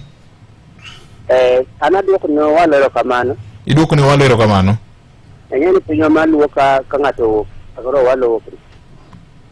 Ino kaja wadwa gigoye. Omiya na kwayo jaduongo walo ene goda yine kendo ani kan. Ika kinyo ke ai siasa. Koro odoko kinyo ai siasa. Koro kene abiro wan on. Otuto hoto na president kadi timar. Erokamano ahinya. Erokamano. Osingo ni en gumbuchi. Erokamano. Oyaore. Hello. Hello. Oyaore. Oyaore. Iluongo ni ngatelo. Iluongo ni Maurice. Uma kawuoko papo. Maurice uma kawuoko papo machigni? Mos na walo. Okaw mos. Erokamano. Ana miye mana puoch gi pak ni mondo chung motegno nikech wan kaka oganda luo. Yes. Kaka nwawito Baba Raila Amolo Odinga. Yes. Tuondwa mamoko noche pod obedo noluor nosore yo gunia onge jal mowuok omiyo en kaka osewuok ni odwaro presidency. Yes. 2027. Yes. Wamiye puoch gi pak kendo wabiro miye support wan kaka joma tindo. Kendo wan kaka joma lwetgi noro kaka winjo ni joma nigo ema pesa ni kuom gi to joma onge go gi to pesa onge onge go to ok nyalo ng'eyo. Yes.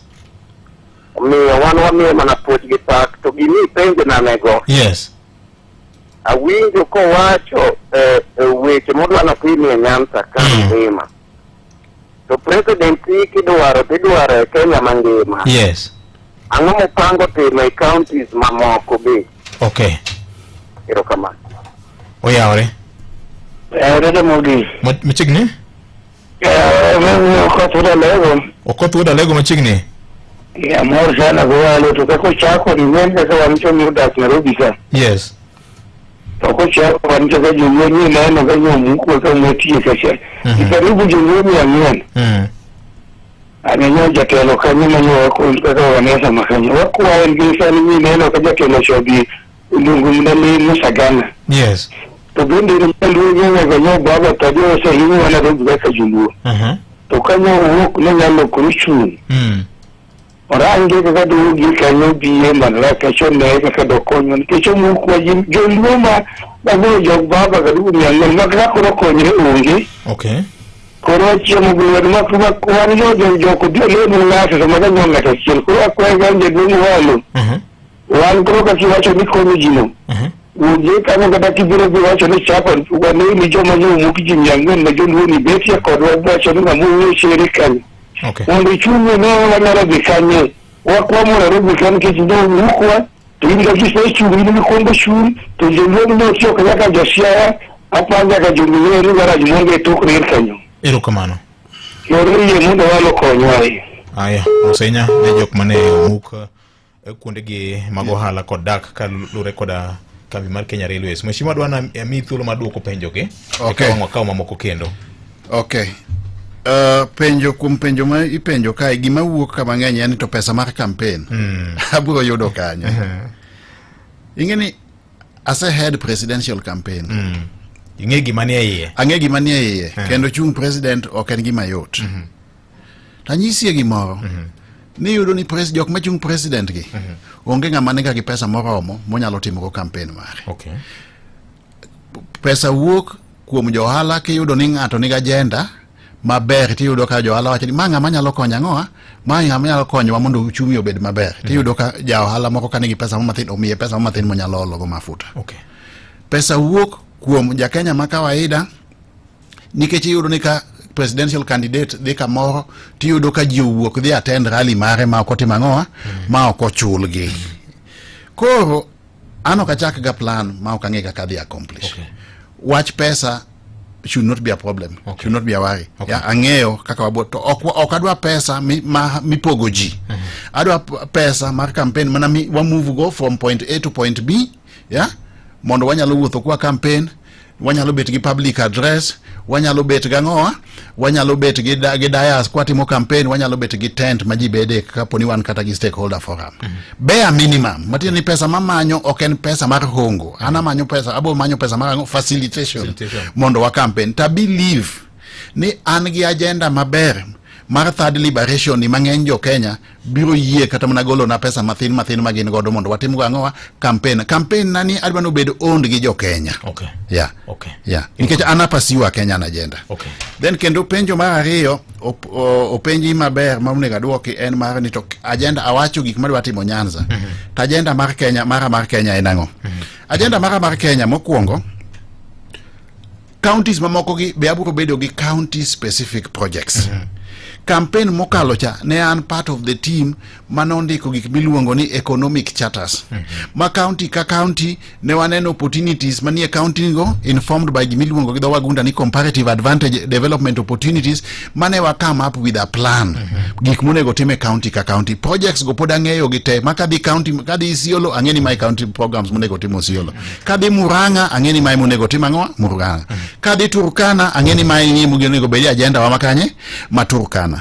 But all this put together nyaka bedgi an enabling macro level environment gima nyaka tim malo ka mondo wa implement projects. Mokwongo and fighting corruption. Fighting corruption mana wacho cha. Number 2, sorting out unemployment. Mar kijende. Facilitating joma mine mondo timang'owa mondo timo hala. Then infrastructure. Ndara pi stima mago nyaka watim kamora mora. Iro kama na yenya aparo ni mage chuny penjo mane nitiere aneno ka jo Kibra manyomuko kargi wodo genya alego ni wacho ni ingi anena abo limogi mago joga mago joga abo limogi. Iro kamano mara mogi. Hello Vipe. Oyaore inyansium wanti mabera yenya mos magatelo okaw mos. Alo watu kama kata penjo kama video na Paul ka Rangenya machiegni ere kaka odwa timo about IBC ayo ko wach moro kanino system onego bed maber but not individuals. To individuals kama declare result to the history ma Kenya ka wanu gima timore samore IBC we are worried nikech kura to wade yone nikech wanyina mpakolo maber to wade worried about IBC nikech toka IBC wanyalo court angi court nikmatimore court Kenya kadwangiyo ere ikmok ma about IBC because we are all worried about IBC. Thank you. It was spot on. Mona duok mano spot on. IBC ni gimonego watim chik wacho ni kura bedo declared a polling station. Wabiro engage gi other stakeholders mondo wa insist ni kura molande polling station cha is final. Wach moro ni kura idubiro ni riwo ni tibi land bomas ni. Ang'o momiyo nyaka land bomas gima ji oseng'eyo e polling station kucha. Candidate ka candidate obed gi agents mage in each and every polling station. Kura ma olande polling station cha agent ndiko candidate ka candidate bet gi tallying system press timo bende tallying, parallel tallying, the church, the civil society betimo their parallel tallying. By the time mutiek go kura kakuro sekwan, the whole country and the whole world ung'eyo ng'amo yombo. Gimoro ni kiani yo ni podi biro land bomas. Ango mochuno mana ni nyaka jibi bomas kama police ng'enye mudin ni jo ng'enye yok yene gidonje ni. Mano itime polling station kacha. National tallying itimo at a central point. But there is no point mawacho ni los gi chike gi iloso gi dhano. Chik mora mo los gi dhano inyalo loki. Iwinja? Onge tiende mondo nuwa bed gi National Tallying Center nikech mane makelo tension mang'eny ni ng'ama nango declare. Nikech mano iring'eyo ng'ato nyalo kata declare gima onge. Inyalo yudo ka ng'ama ingeni Kenya ka wasebet gi experience. Ndalo moko ne wan gi Mlolongo 1988 ndalo Moi.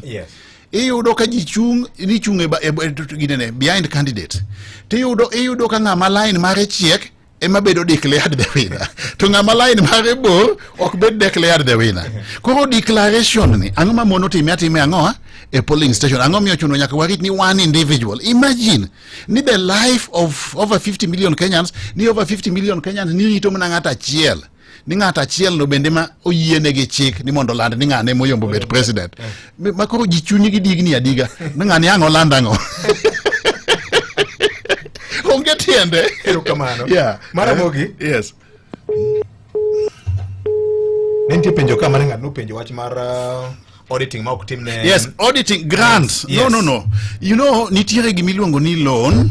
Loan en pesa mochiw tichulo. Yes. Grant en pesa mochiw tok chul. To grant bedo audited. Onge pesa mawuok kuom dona moro bed loan obed grant mako bed audited. Nikech nyaka file reports. Nyaka sirikal file reports kata project manager kana en gimo dhi to private sector nyaka ibed gi report mar kaka project no bedo implemented to gi kaka pesa otimangoa pesa otiyo. So onge pesa mawuok loka obed loan obed grant mako bed audited. Yeah. En mani grant ok chul to loan ti chulo. Okay. Yeah. Ero kamana enya. Maramogi yaure. Hello, Ramogi. Oyaure? Hello, VJ. Oyaure. Hello to Robinson, benga mos na msemewa. Robinson kamano. Injo. Yes. Wan kaka jomigori, awinjo kama msemewa se wuoka pia. Ni en wang'ni odwa chung president. Koro gima nadwa penjo ariyo. Penjo namba achiel. Bende oseri Uganda luko wuotho kowacho ni an to wang'ni an adwa chung kik oweya. Namba ariyo. Be osedhir jodolo mogo chonge piny ma jodolo gwedhe. Kata iri jodongo mar joluo mowacho ni ka ine wuodho mokwongo chung nyaka ne okwongo wacho nyaka ne Raila Odinga tho. Okay. Oyaure. Nika. Oyaure wuod gongo. Machiegni? Mosna jadolo en kende masenene gi kando. Ero kamano. Esbon wuod midwida janyateke. Esbon janyateke machiegni? Kendo ndalo manokelo michele nyateke ka. Maneno ko ng'amoromo malich. Yes. An gi weche ariyo kende. Number 1. Ana kama wacho mar jalendo ni. Yes. Kar lendo ni to dono olere ne malongo ne kech kata chaka MCS. Jo piny tero ng'ama gidwaro maging'eyo ni ng'ani dhi miyo wadongruok. To jalendo lando gima ok wanaon piny modagru kaka nyocha ne wedo koni kaweche. Yes. Piny modagru chung bathe koni to ng'ama dhi kelo dongruok bochung bathe ka. To jalendo lando piny modagru ni. Nikech oselande. Gimoro nyalo timo gi piny modagru ang' timbe mag piny modagru go manyaka higni 5 rum. Kanye ma mondo kwongo gine ne namba 2. Yes. Olosie jodebe. Jodebe. Joma dhi chung' ne depe kod joma dhi chung' ne depe machalo yo piny moro koni. Yes. Machalo kuno Esbon Wood Mizere kone dwa chung' ne debe. Okay. Kamano. To nyocha waneno ka pesa moko mag jodebe go lal gi kore ka. En ng'ama miyo pesa ne madhi ng'ine nyaka jopur Mseson. Okay. Mondo obed gi gine malong'o makata kolos to chama mawinjo kowacho nodhi biro kono. To chama no, kawuono chama wan gi demokrasi. Yes, mano timore. Kata Kanyasa Wood, kanyicho watero jaupya. To chama no kiseter ng'ato ni to chako leng'ore odok kocha. Mana gima ni penje chien kucho. Nidi poko dhi adhiya to kodi ogi kucho to koro ji oluwo bang'e to kendo kinyo odok ir jatende. En gosera ne moro mar choko gimoro kama koso en ng'ama ochung' ma jachir manyalo dhi nyaka dede. Ero kamano. Esbon Wood Mizere sowe. Ero kamano ahinya. Dakika odong' 13 kende nyakwara mogi to walung'e mapiyo adwana kawo simu manok kende ni mar bang' tieko ka odhi yudo thuolo kendo ma dakika maromo 30 kama bedo e Ramogi TV ne jowa ma nitiere kod TV bende oyudo thuolo mar wuoyo kod Eliud Owalo. Maramogi yaure. maka joma oyawore for the first time Ramogi Baraza kanyo ayudo ka in gi jatelo makipenjo penjo to duoko penjo kaka dwarore, ok jo siasa ma ukipinyi lu makipenjo penjo to ok dwa duoko e yo moriere. Albert Odhiambo wacho kama ne ote mareka. Victor paroni piny Kenya ka ng'ato ka ng'ato ka osenyuol to ng'ato bedo ga gi pache gi ndache weche to biro lokore ndi kada pi karidore kamanyo aora nyaka oyuo gik mamoko. Nyisna the 6th ni orid nat orid kabisa ero kama nenya vio je oyawore anasiro Eliud Owalo mondo odhio olar kom ten piny Kenya chirma en gono emadwarore onyon mana piny motegno nyinge Baba Twins mar Onjinyo kiwacho kanyo ni Mwanda okendien ng'ato samoro ene farao marwa mabutero Kanan. Okay, Nixon Aumuja Gongo kani Komarok vio je pena Honorable Owalo ni to bende odhitimo coalition gi kabila mamoko koso odwa manadhi giona gi kende. Okay, Ramogi, let our people unite and fully support the candidature of Honorable Eliud Owalo as the 6th president. Eliud Owalo is a visionary, patriotic and development driven leader, the man we must stand with family Nyakwar Nabi. Lastly, VOJ remind the people of West Kadinga sublocation that ID registration will take place next Monday at Akado Market from morning hours. Let everyone come out in large numbers to register and secure their future. Mike Wood Asino wacho kamano e ote mareka. Jaduong Owalo an kaka Lazaro Kanyambok aneno yo mikaono an act of betrayal to Ruto setemo bedo maber to you and samakoro odwaro luo votes in one basket to in bende ituch kod magi. Jaduong Owalo, please listen to the ground.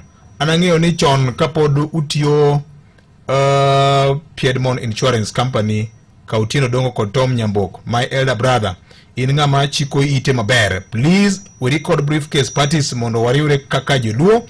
We block Gachagua from ascending to power with his tribalism mind. Engineer Lazaro Nyambok nene kamane ote marikaero kamana inya kum ote marikani amora inya gichendo anaungo Walo engwejini wasewinje mateko mak mana kama makono. Philip Odero Ongulo kawuokuriri wache kamano anatiyoga tich ma orumona kaloro koda Trump order pesa na mane ing'ada mar affordable housing cha ento nodhi kanye magi machanda inyero kamana nya mheshimiwa adwa ne duok penjo go then watch parting shot mari.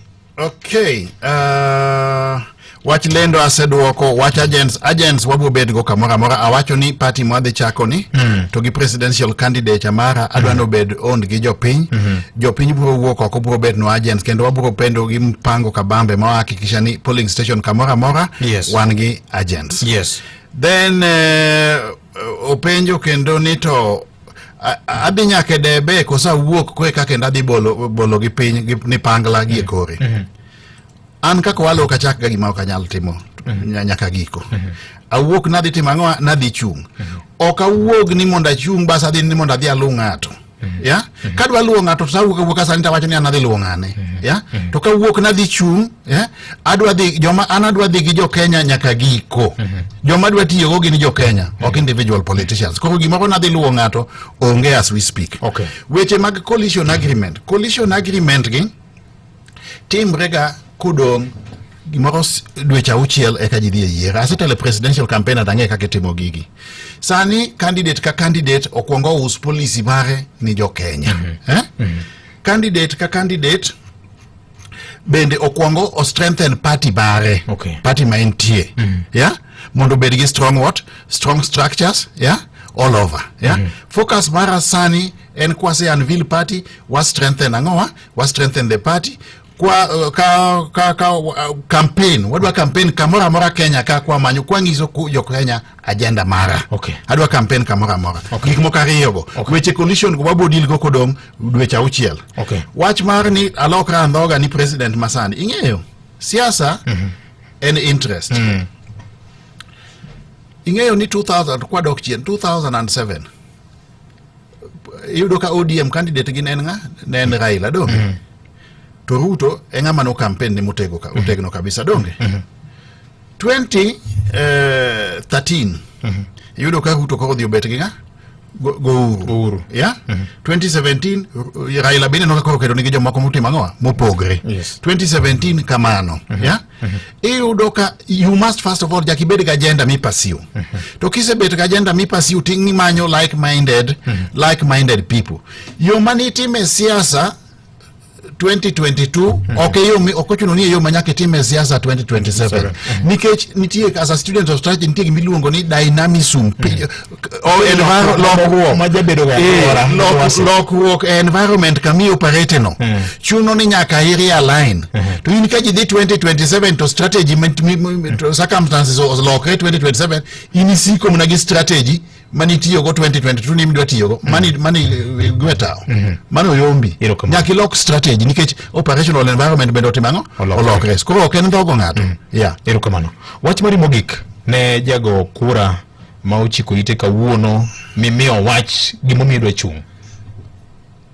An ang'eyo kaka Eliud Owalo ang'eyo tabu ma jo Kenya nigo kendo ang'eyo ni ng'eny mwandu ma Kenya ka osebet ka nigi ni e lwet joma thin. An adwa chung monda change the paradigm monda kaw mwandu mar Kenya atere lwet jo piny kucha kuma ji nitie mondo ji obed gi pesa e ofuku gi mondo chiemo bede mesa. Mano mokwongo. Mar ariyo wach mar mibadhi ma sirikal corruption adwa tieko kabisa kendo adwa hakikisha ni ane sirikanda abo make sure ni institutions machalo kaka EAC, CID tiyo tijegi without political interference. Mangamo kwelo tichweyo. Ikai ni Kenya kai yudo ni ngamo kwelo ngatu kwele national government kinyo wuok ondwa chungkanye nodwa bet governor. Ngamo kwelo onego bed ni dak committee. Oko kwelo to wuok do dhi chung governor kata no dhi chung MP. Eni kwelo tidi committee. Yeah? Mana bwa hakikisha adwa sort out watch mar employment mar kijende gi joma nyiri. Kijende chandre. Adwa ni mondo watigi opportunities ma wan godo e weche ICT kod sport mondo wakony kijende to kendo adwa ni mondo wakaw pesa watere lwet joma mine. Mogik rule of law kalure gi katiba nyaka walu ok adwa tieko gimiluongo ni impunity wang teko mayudo ni ng'ato kosebete telo kata ji manie telo kata ji manie ofise madongo owere gi weche constitution otimo gik moko kaka ene motimo ang'oa kaka ene modwaro mano gima nyaka tieki ko ana kwayo kama an ngama fresh face an ngama pok nokwelo kamora mora an ngama ji ong'eyo ni ana performer kendo an ngama results oriented. Akwayo jo Kenya duto tete mondo wuog oko mondo unga lwedo mondo wadhi e ukombozi mar adek madwa telo neni mondo wagol jo Kenya e dhier manyaka chieng. Wasebedo gi ukombozi ariyo mar independence cha to gi mar multiparty. Sani ko adwa ni mondo wati together gi jo Kenya gi lubanga mondo wakomboa jo Kenya mondo jo Kenya wuog e dhier. Kamano. Okay. En owacho ni en mkombozi mar oganda jo Kenya mano Mheshimiwa Eliud Owalo ne loso kod okinyi makawuono era mogi baraza kanya kora mgajwang ko pedho agenda ma en go ne oganda jo Kenya rule of law weche mag economic liberation mar weyo jo Kenya thuolo mar bedo kod mwandu e weche mag konyo kod weche mamoko mathoth nyakora mgajwang mani lek ma en go ne Kenya manyien ko wacho ni en akuru mar Charles the 6th Eliud Owalo patron mar Gor Mahia en mondiko na gi moginya kwa Mgajwang. It was my pleasure. Anytime kidwaro biro to wacha ni angi wach ne jo Kenya nam. Mondo in bi wacha ne jo piny nikech en liberal market. Sokuru. Arugado wacha pache. Ago erokamano Nyasaye otelni. Amen. Aboduogo kendo. Erokamano ahinya. In customer mar KCB manyien, en kinde mar revision na KCB 2026. Ya ugol savings account, deposit siling 5,000. Inyalo deposit kochakore siling 2,500 e kind tarik 26 dwe mar 12 higa mar 2025 nyaka tarik 26 dwe mar 4 higani mondo keti thuolo maber mar bedo jaloch. Tired of the old school way of opening a bank account? Say goodbye to long lines and endless paperwork.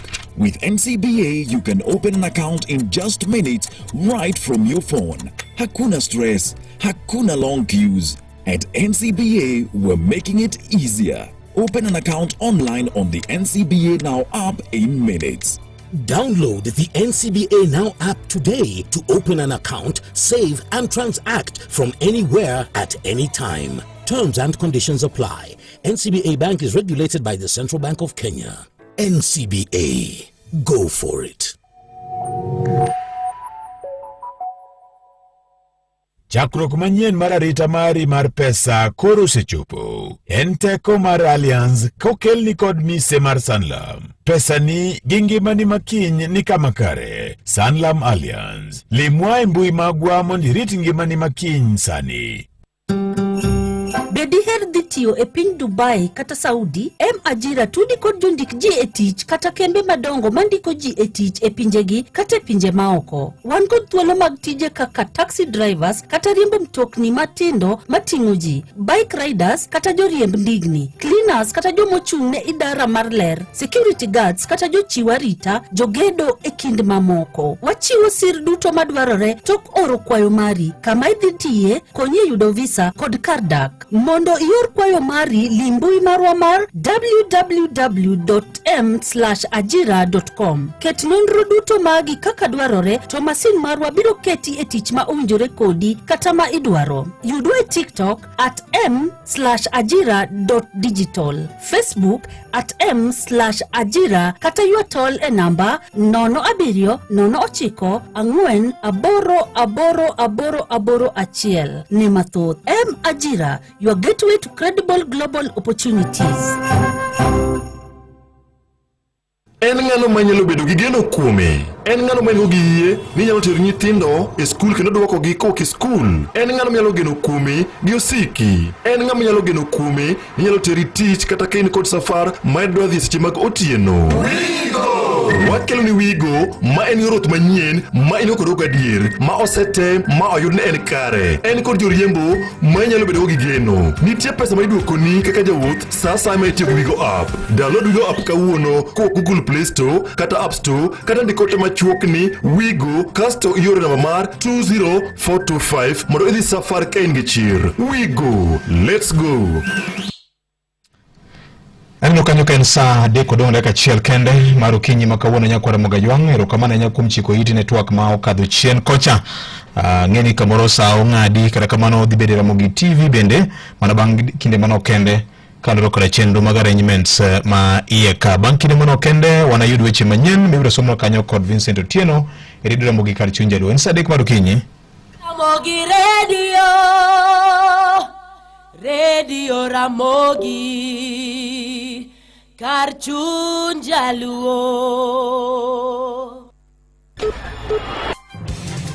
Matuche kor gwenge gi Coop Bank. Oyaore nyakwar Mogajwang' kendo machiegni. Jalar kom maten piny Kenya yiero ma higa 2027 Eliud Owalo oyango gimomiyo ne olando chung' mare mar biro dhi laro komno. Owalo mayande ne ogweta e lemo mar jalup jatend jotij sirikal e piny owacho mar Ruto owacho ni dwaro mare maduong' sani en tiyo ne jopiny to ok tiyo ne jasiasa mora mora. Asetiyo gi josiasa gi te individual politicians. To sani koro mwani okachaka ti ni jasiasa mora mora as an individual. Adwa tiyo ni jopiny. Mae mumi ya uwoko ke pap munda chung president. Munda dhia ti ni jopiny. Bende ne owacho ni onge kod chwanyruok mora mora ma bende ne obedo godo gi jatend piny William Ruto mano miyo ogwetao makmana ni koro dwaro mare maduong' en ni odwaro mondo miyo konyo oganda jo Kenya. Bende owacho ni koro ngimagi ni kama tek mokalo. Olero ma bang' weche moko ne fuong'ore mana ndalo machuok kende toka ne oselando chung' mare mar dwaro bedo jatend piny Kenya mar bedo jatend mar owacho mae mana bang' ndalo machuok kende tok weche ne wuok kaka bende ne osegolo chung' mare kama ne jomoko ne paro ni samoro Ruto wuon ne othung'e kata koro nene ka gima en andhoga e sirikande. Ingeni an very forthright. Mane cabinet obedo dissolve, Ruto noluonga mabet kode piny monyisa gimomiyo dissolve cabinet, onyisa gimomiyo okelo jo ODM, wabet kode piny wawuoyo, onyisa ni okelo jogo, tano miya another position which is cabinet. What ne wa discuss mwatimano mwawinjre. Kane okado to naweyo. Akoni ni mano kakao. I've got the right and I'm very principled. Ka kadwa gimoro to kadwa. Ka yie ta yie, ka dagi tatima ngoa. Ta dagi. Onge tiende mondo mnaka opposition, no? Then ati me for 1 year ko ka kenda tima ngoa au kane okadwa. Kane okadwa I would have rejected it outrightly from the beginning. Yeah. So I want to state ni gimumiyo adwa dhi mbele gi agenda bara mar bet president ni en mondo ko atini jo mage, atini jo Kenya. Yeah. Jatelo kata kamano olero ni koro dhi yango duond siasa ma obiro dhi laro godo komno dwe manyien. Duond burano mabende wacho ni biro bedo mano moriwo oganda duto tok mano mabende rwako oganda matin kende mag jo Kenya. Abiro unveil party next month. Party madi chungodo. Kechitie consultations mbaka mapoda goyo gi some stakeholders here and there. But next month abiro unveil the party complete with its officials and every bit national party. Yeah, that is important. All the bit national party. Yeah, to kendo party mopogore gi parties ma wan godo gi. Nikech parties ma wan godo gi iyudo ni ikawo kabila ni idhi riwo gi kabila cha ichaki keto kabila ni mano kore ka in gi base mar party mano ke gima dwa timo. An adwa come up with an issue based party guided by a transformational agenda, yeah, and anchored on economic emancipation. Nikech mai mabuo konya mondo atim ukombozi mar adek ma wacho cha. Mage timore kabende jaod bura ma Rarieda mano Otiende Amollo to wacho ni kata beni koro Eliud Owalo osewuok mar laro kom matend piny to nyaka bed kong'eyo ni duond bura mar ODM ema ponde duond bura man god teko e gwenge mag Rarieda ma Owalo wuon bende wuoke. Anyone who wants to vie for president is free to vie. Fortunately, our constitution allows anyone to declare you can run as an independent, you can run on your party, because running is not the difficult part. The difficult part is winning or even getting substantial votes. Eliud Owalo is a son of Rarieda. If he wants to run for president, I'm sure he's free to run, provided that for us we know in this region our party is ODM. But we wish anyone who's free to run. Otiende kata kamano bende ne okwedo mokalo weche moko mosebedo ka fuong'ore ni mbi mar duond bura mar ODM odok piny e gwenge mag Nyanza koluwore kod tho mar mane en ogai mar duond burano kinde mokalo chien mosenindo Raila Amolo Odinga. Nyolo e skul primar Maramba e kinde nyasi mar sidho ayanga chenro mar chako chielo skundno kod loso rangach mar skundno mabende chenrono sir gi agucho omenda mar dongruok mar kar chung' od burano. Kama bende ne owacho ni duond bura mar ODM pod otegno mokalo e gwenge mag Nyanza, kama bende nosio mokalo duond buche mamoko ma paro ni samoro ODM chal ka gimorume gwenge makono ka onyiso ge ni ODM koko ngirore matek. Bende ne owacho ni nitiere joma koro paro ni tho Raila ne en chakruok mar kethruok mar duond burano, ka owacho ni gima kamano ok bitimore kendo johera mag ODM pod ongirore kar tiendgi. I know that there are many people who have thought that with the death of Raila Odinga, it's an opportunity to finish ODM in this region and elsewhere. We must tell them that will not be so, that we as members of the party will remain strong. The small parties that are trying to come and get into the spaces caused by whatever confusion that could arise must be warded off. We must maintain ODM. Imedo winjo weche matut e kor gwenge gi Vincent Otieno. Moko kuom jonyuol mawuok e kaunti ma Kisumu wacho ne sirikal mondo mi koro wuog oko kendo chiwnegi tiegruok koluwore kod lai manyien mar somo mar CBC. Kata sani koro gidhi nyime kod rwako nyithindegi mag jo grade 10 e skunde mopogore opogore kata mag senior school. Ripot yango jonyuol buora nyaka gi sani pod ok ong'eyo gimoro amora kendo giwacho ne gin e mudho kotenore kod kit somo kata subjects ma jopuonjre biro somo ka gidhi nyime e senior school. Sara Koth bende ne otero nyathine e skund sekondar ma Kisumu Boys. Owacho ni jonyuol mathoth nyaka chop sani pod ok winj tie wach mar pathways kata STEM, social science kaachiel kod arts. Ka bende no owacho dwaro ni timo mondo mi koro sirikal okaw thuolo mar timo campaign mar puonjo jonyuol kotenore kod lai manyien mar somo mar CBE. Owacho ni migawo mar somo nyaka beni koro kaw thuolo mar tiego jopuonj makoro bro bedo kata e chenro mag puonjo jopuonjre mag jo grade 10 mondo mi koro giyud yo mag nyalo chwalo chenro mag somo yo makare ka jonyuol bende dwaro ni tie mondo mi chiwnegi tiegruok makamano.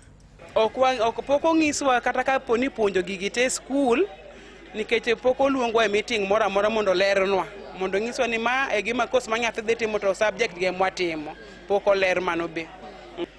Kwayona ne sirikal en ni mondo giwuog oko ayanga kabisa mondo ginyis jonyuol parents ma safa mondo nyithindgi at least oyud gimoro e ngima mabiro mondo giwuog oko mondo giler na janyuol ni nyathini ni kadhi timo ko yiero pathway ni ma e gima pathway no tingo mage ma to ko ene pathway machielo ni be mano mage ma mondo gipuonj jonyuol bende samitero nyathi skul ngi king sen nyathina ni to odhi focus e gima kama dan wan watera ni koro jopuonje go dhi bire mabiro nyiso wani nyathini ni to koro waneno ka bere gima kama koro wakia mang'eny lakini kwayo mara na sirikal mondo giwuoko gipuonjo jonyuol mana ka gipuonjo jopuonje bende mondo ng'e kaka gidhi handle nyithindogo mondo wambe jonyuol puonjo mondo wang'e ni nyathino kodhi nyathino dhi timo STEM ni oting'o gima kama.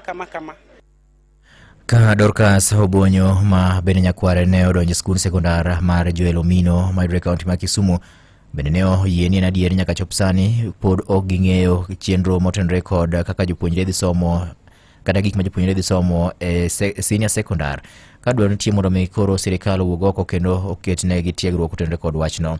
Olero ni kata mana jopuonj giwegi madhi puonjo jopuonjre ne chenro mar senior school no bende thothgi ok ong'eyo kata ok winj tie lai manyien mar somo mar CBE. Nikech sani ka ng'ato penja ni categories adek mar somo ni en mane manyalo miyo nyathi yudo daktari, to en mane manyalo miyo nyathi bedo kata japuonj kata lecturer kata tich mora mora, to ok anyal nyiso maber nikech ok ang'eyo. Koro akwayo sirikal ni ka ginyalo chokore magilos report ni maber gimi authorities ma kata mana chiefs kata kaka ginyalo, ok adwa suggest negi kech ging'eyo gik moko duto, ginyalo create awareness mondo jonyuol obed kong'eyo gini makata kotero nyathi sikul to ong'eyo ni nyathina dhi somo gima kama, to gima kama in future nyalo miyo obedo ng'ama kama. Komachielo en ni ogai mar rowere buch jodong Luo Peter Otianga okwedo mokalo wach kuo masani koro timonewa e tong' mar kar chung' od bura mar Rongo mayudore kaunti ma Migori gi South Mugirango mayudore kaunti ma Kisii. Wach kuo makamano koro tudo kod math mar chang'a mabende koro wachore ni ojende mayudore sub county mar Rongo odonje mokalo kendo koro miyo tekogi kendo koro miyo ngimagi ok bed kama kare. Adwa wacho kama Rongo constituency kaachiel gi South Mugirango, border mar Rongo constituency gi South Mugirango ei Kisii County gi Migori County, ayudo ka gima timore ka ok en gima ber. Vijende wuok dhi madho kong'o e area mar South Mugirango to kendo giwuok ei Rongo constituency kendo gidhi madho kong' chang'a, kong'o ma ok oyie koluwore gi chik. Gima noduoko ayudo ma ok ber ni koro kuo obedo marach ahinya e area mar border mar Rongo constituency gi South Mugirango. Nitie nyithindo mamadho kong'o makoro imadho e South Mugirango e area moro ka jadungulu nosiemo. Owacho ni dwaro nitie mondo mi koro apisa mag arita e gwenge makono kanyakla kod jotend loch nanga mondo mi koro bed piny kendo koro gitim lalruok mar dwaro yo ma inyalo tiegoro wach kuong' machiko kopuodho ma koro ketho ngima rowere mayudore e gwengego. DC Marongo gi DC ma South Mugirango, OCS Manyamarambe gi OCS Marongo mondo luong bura mondo ji obed piny mondo wach ni ere ka wanyalo tieko kong'o masani timore ei South Mugirango kaachiel gi Rongo ka. An kaka an ogai mar rowere ok anyal ling ni to joma tindo imiyo kong'o ma ok nyal konyo ngimagi. Owacho bende ni weche mag arita sani koro weth mokalo e gweng'no koluwore kod wach kuong' machiko kopuodho ma sani ojende mayudore e gwengego odonjore. To kendo insecurity sani koro rach kabisa e area mar border ma South Mugirango gi Rongo. Ni kata ka liel nitie to nitie vijende ma ka ji odhi e liete to giduogo gi vamia jomodong' kendo gikwalo udi, gimuko udi kendo gikwalo gwen, gidonjo nyaka ma gikwal nyaka gik mopogore opogore. Kata sa mwawuoyeni nitie nyathi achiel mano bet lwete, mano tong' lith lwete, masamwa wuoni endi, kijana no nyathi mathis ma ja grade 9, ni osiptal miluongo ni Royal Osiptal Marongo. Gikanyo no nyakwara mogi ochope giko mar miweche manyien kane gin mago motuche kor gwenge, tudri kod nyakalo ni kang'o romo sa 7 mar ibiro yudo weche manyien adimba. Nyinga Vincent Otieno.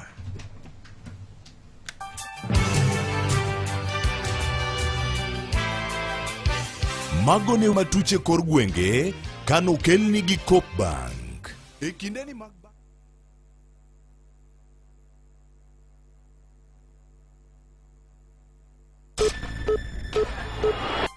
magone matuch ka kod kacha. Wan kod yondamo kondamo mar yango ni matuche kor gwengewa kokeli gi Coop Bank. Chul school fees e yo mayot kitiyo gi M-Pesa Paybill 4002222. Bidwaro omenda mar loyo dwachi e yo mapiyo. Yud hola mar mobile loan sano kidiyo *667#. Coop app kata Year app michiwo nyaka siling $1,000,000 ne customers maloko hala kod $500,000 ne customers mondiki. Yud ber kitimo shopping gi Coop ATM card mari kod yudo Coop Pay Prepay card ne nyathini. Keto omenda kitiyo gi Monet mami nyalo ng'eyo kaka itiyo go omendani. Ober kendo en kod arita makare. Coop Bank, we are you.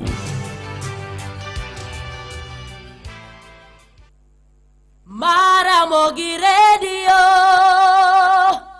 Radio Ramogi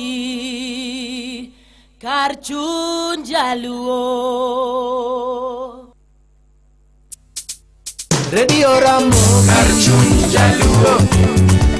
Radio Ramogi Karchun Jaluo. Karchun Jaluo.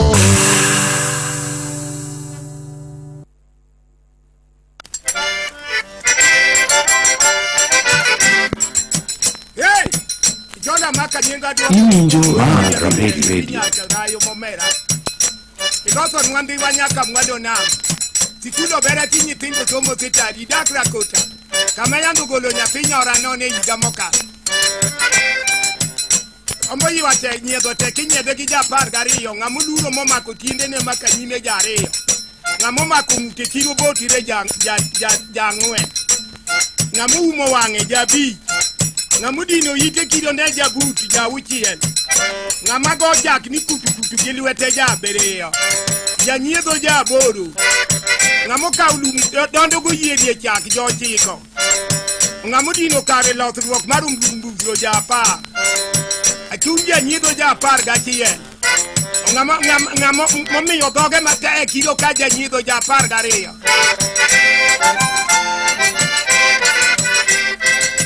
ugai wunya mwanda gunya na moriedo awiro chola nyingo idogota wiru buduwa chola loso turuwa oloso ndiwa mayande nindo niwa tindo yudo ber budi milambo nyitindo dongo machon gilala nyitindo toya moyani tieko cholo kelo hospital mama ngongo makonyo mondo wa mogero odi tito chola mangongo budi milambo wakano ne kuranya kara kumu makana kana arangono kano chupinga maketo ularo gai dodongo modagi warimbo tetete mabiu wakine jo modagi katangweni keto bwengwa tiro Tanganyika wariedo no gai nyakarangoli biyo gilude na chiro bayo kayuero nyo wadi gogola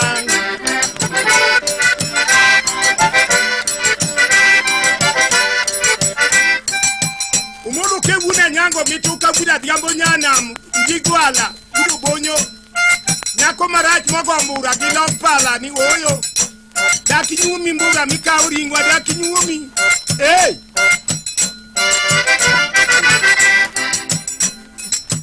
jaluru babi ngamo pido paka ni mane paka neno chama lucha mon adi donjo ne japaka wacho hey odi waro jela kende upie win sirikal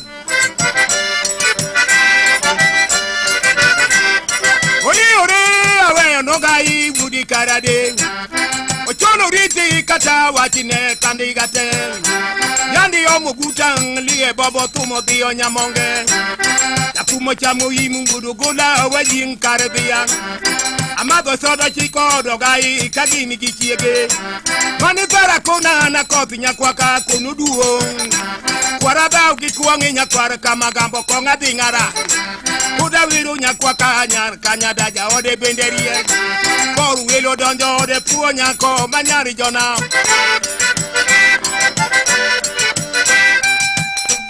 uma budika ngigo wadiga kendo majoge gudwina biambo tiendo joga luo guda wino nyamwalo momoraji kameru kel bundu no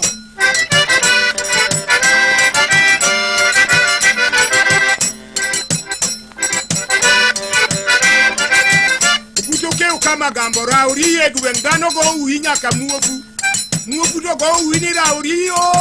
Tokiano chumbuti rao. Keka magambo. Buda kelo nyamwalo.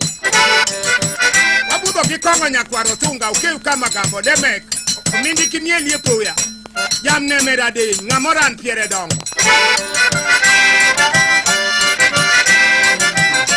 Hey! Juang makombudo ragwel. Budi nya sembo. Momera. Kwat piere tindo. Gibuda kisura nyango. Idala markisumu. Wabudo go uko makaseda momera. Uka chuwa mon.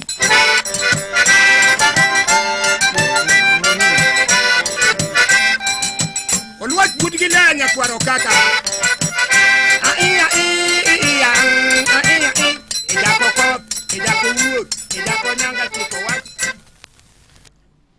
Dakika aparga boro tok sa dek marokinyi masani tielo mausir mabera nya kod Naivas back to school kindeni Naivas miyot mar nyiewo mwandu kidwaro nyiewo mwandu mora mora Naivas emani kode mar back to school sani giwaro ni wi mwandu gi percent 50 dute ni ma king'eyo ni pek ma samoro Januar kama jonyuol jabedo kago sama gito nyithiri sikul gimanya king'e bede mag Naivas mamoko sani koro yaw tiyo seche 24 juma ka juma 24/7 otieno ka edicha odiochieng' kidicha nyalo rawo gotieni kawo gimedwa kawo mar back to school e yo mayot ahinya.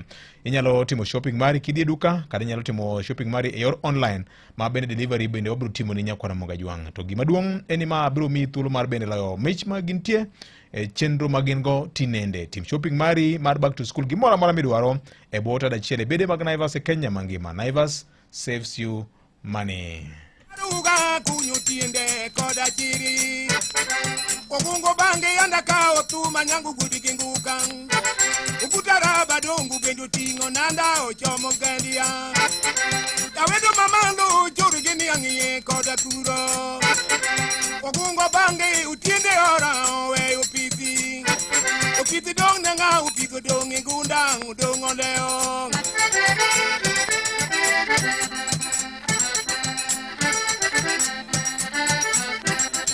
Ipino dunda majo beto iwagongano. Irapitinga uiwagutiende owe uboma.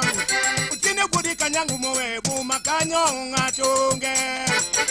Ogungo bange tia dunka die janyangu gudi kiwanga. Ingamalin kazonyi gudi jondira jatumo leo.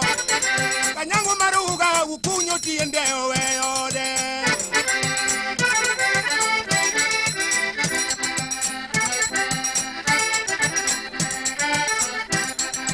Bungo bangu tine gudi kanyango yandi ludindo. Kanduki dira wuki tumo tingo nganie. Kandugo tiende no kelu kukinyi odonjo kuro. Moni kanyango moni nindo keye jumadirio. Utindo kuni kukinyo we wanga kanyo koda kalo chiko.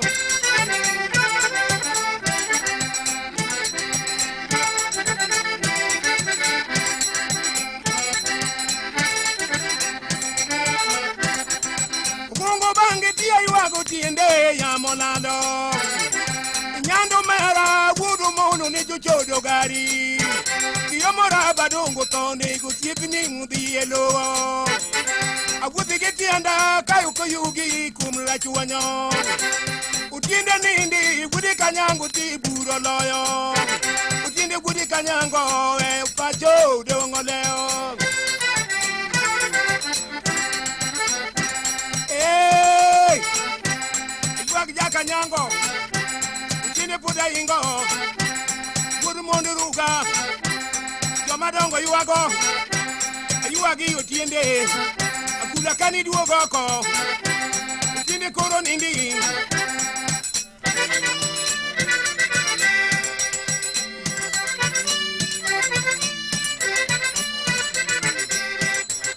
Obiombo koga adigo mono ti yuakolo Wapungo bange ayuago tiende jara chuanyo Mon mamuma ukunyo mera oweode Owiti momera jo yuaki dengo witi uono guang Mane ukunyo tiende ngodong kanyong ya monalo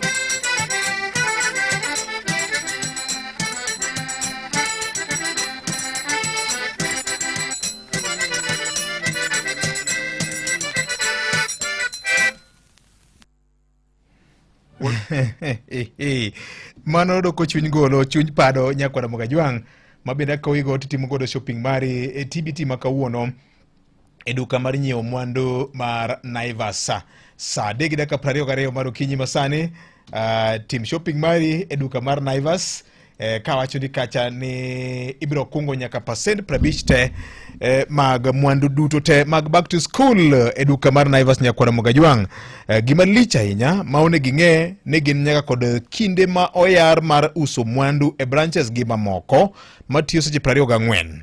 Gima onego beni kori ng'eyo bende kokalo kuom duka mar Naivas ni nyakwana Mogi ni okelo geno mar neno ni janyuol jarit nyathi ma samoro wiye chandore ne weche mag back to school okelo ni yot mar timo kamano. Kaskori jiuri dhi e duka man machiegni kodi mar Naivas mondo ne ber manitiere. Inyalo bende timo shopping mari e yor online kaka nase wacho motelo kacha, to kitimo shopping mari bende ibro ketori e thuolo maber mar loyo mich ma bende gin go. Naivas saves you money. TBT kawuono chieng' tich ang'wen waparo ndalo tarik 15 mar dwe mokwongo higani.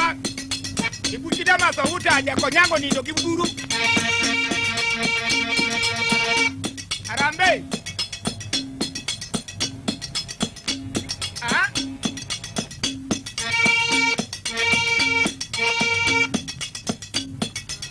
Namba moja Watungu, kirudi Maraji.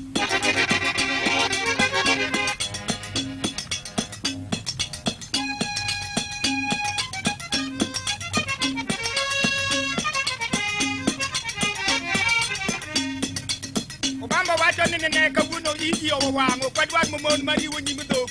Ang dubi mogogi piny.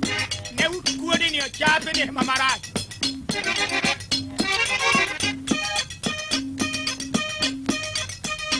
Ogada kabuar nyero mani hey jo ma tino loko Maraji.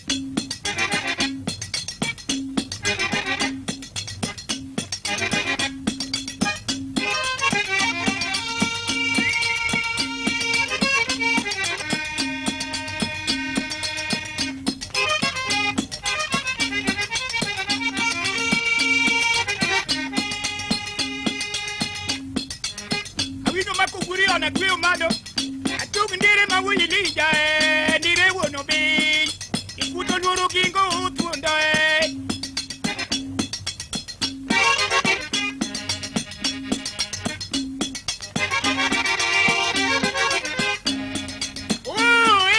adungo nyargi wagoro. Iyo madala wudo wino nyaro mama ne akadorongo. Kong mina dungo kongo mili awama kujidu tote. Udig maru wado no e kongo yawa no turo seke. E katadina duene mano e kongo no mertobi.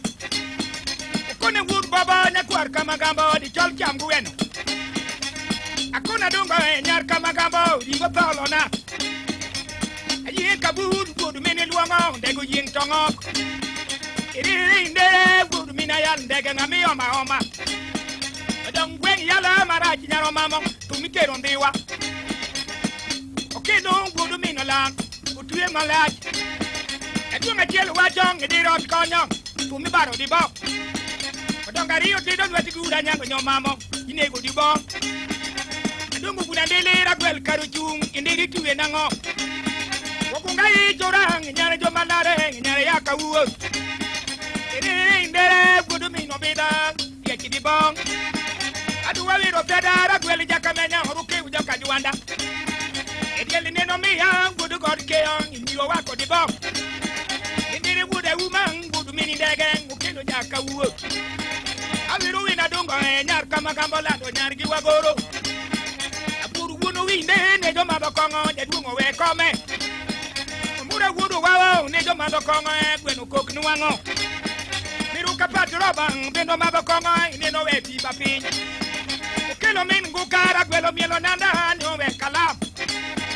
Ugula makuzungo bendo miel kanyo nyowe matoka. Aduwa vira dongo nyar kama kambolado nyar giwa goro. Ukuta bukorang nyar karading nyar odo poro. Agoja aduwa viro di chol katum kare tu iye.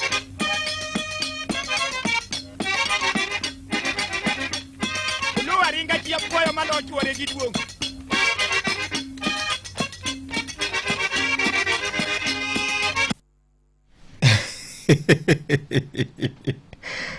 Ya jowa. Ya jowa. Ya jowa. Weche thoth wa doko jokadala, jokang'ata chiel. Dairi mar ng'isi podi ni dhi mana timo shopping mari e duka mar Naivas supermarket man machiegni kodi pile ka pile. Kidhi Kisumo, kidhi Kisii, nyaka yud bargi, Nairobi ka, Nakuru, Mombasa, bombe mopogore Kenya mangima mondo yud yot mar nyiewo mwandu mag back to school ma doko juma mar 2 nyaka ne tam mokwongo. Kalenda manyien mar somo wadong ni academic calendar 2026 chakre. Jonyuol pod nyiewo gige sikul, buge, bag, dondi moko matindo mamiyo japuonjre bedo kod yot mar dhi nyime kod yore mag somo. Kata kamano Naivas ogutero bino ng'iewo ni to ere kaka wanyalo konyo nyuol. Mae momiyo gibiro mar neno ni nengo mag mwandu duto te mag back to school giwaro ni wi nengo gi percent 50. Kanen gi siling 100 ibiro nyiewo gi siling 50 nyakwara mo gidonge yot. Imbi bede kod nafu moro, ibede kod fuong'ruok moro, ibede kod yot moro gi dhok machielo mar konyori e kinde mar back to school ni, nikech wang'eyo pek ma Januar ka nigo nyakwara mogi. Na wacho chien kaja na wacho chieng' tich ariyo paro ni kata kionge gi nyathi minyuolo ini wuon, wan kaka oganda Luo e kit dak marwa, how as a community we've been socialized, anyone kod gima waluongo ni dependency ratio. Nyaka bedie ni nitie nyathi watni moro, nyathi libamba moro, nyathi gweng' moro ma ichore lweti mesiro.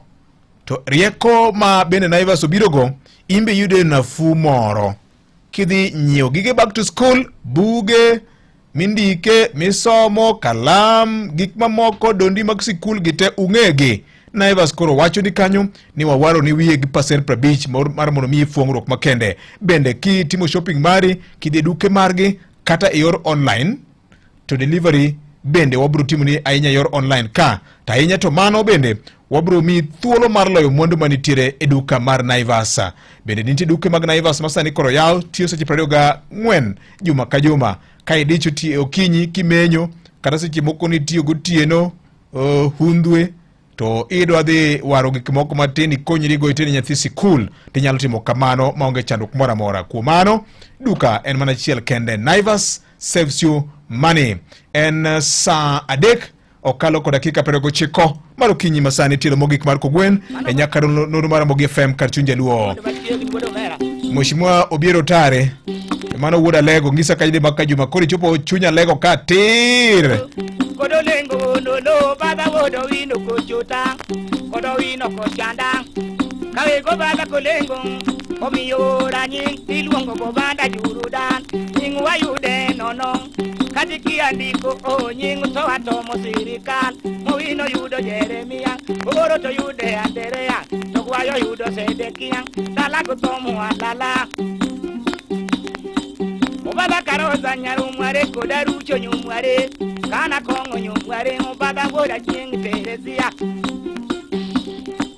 Tatengon wango nyalendo mayeso arokuo mayando se yudo nying to se ndikarus oyikore duari warus Doro munkodong enini to sero nyaluo mawacharus bendo dak Okongo nyoso nyari lendo ni nyaminu utopak Tonyago bende duoko badang Ominu wuto pak To sero marariyo Katengo jiwo nyalendo Nyamini nenda leko tieno ni esori wawang Watendere sang jawat Yago bende wacho no bada wodaringo Nkolo wingango wino kochanda Obaba kane nileka dierang Nuru otoring wawang To wapaki yeso isani Wanyalo dikodi Obadong wano nyari lendo Tero kondigo kawoni Kanjuro ndigo hondolo Odu yo tieno ni Inwango kachayo bak Machaki yekan Kahawa yekan Chokoko yekan Makate bendo ngade tongade Masiake bendo wi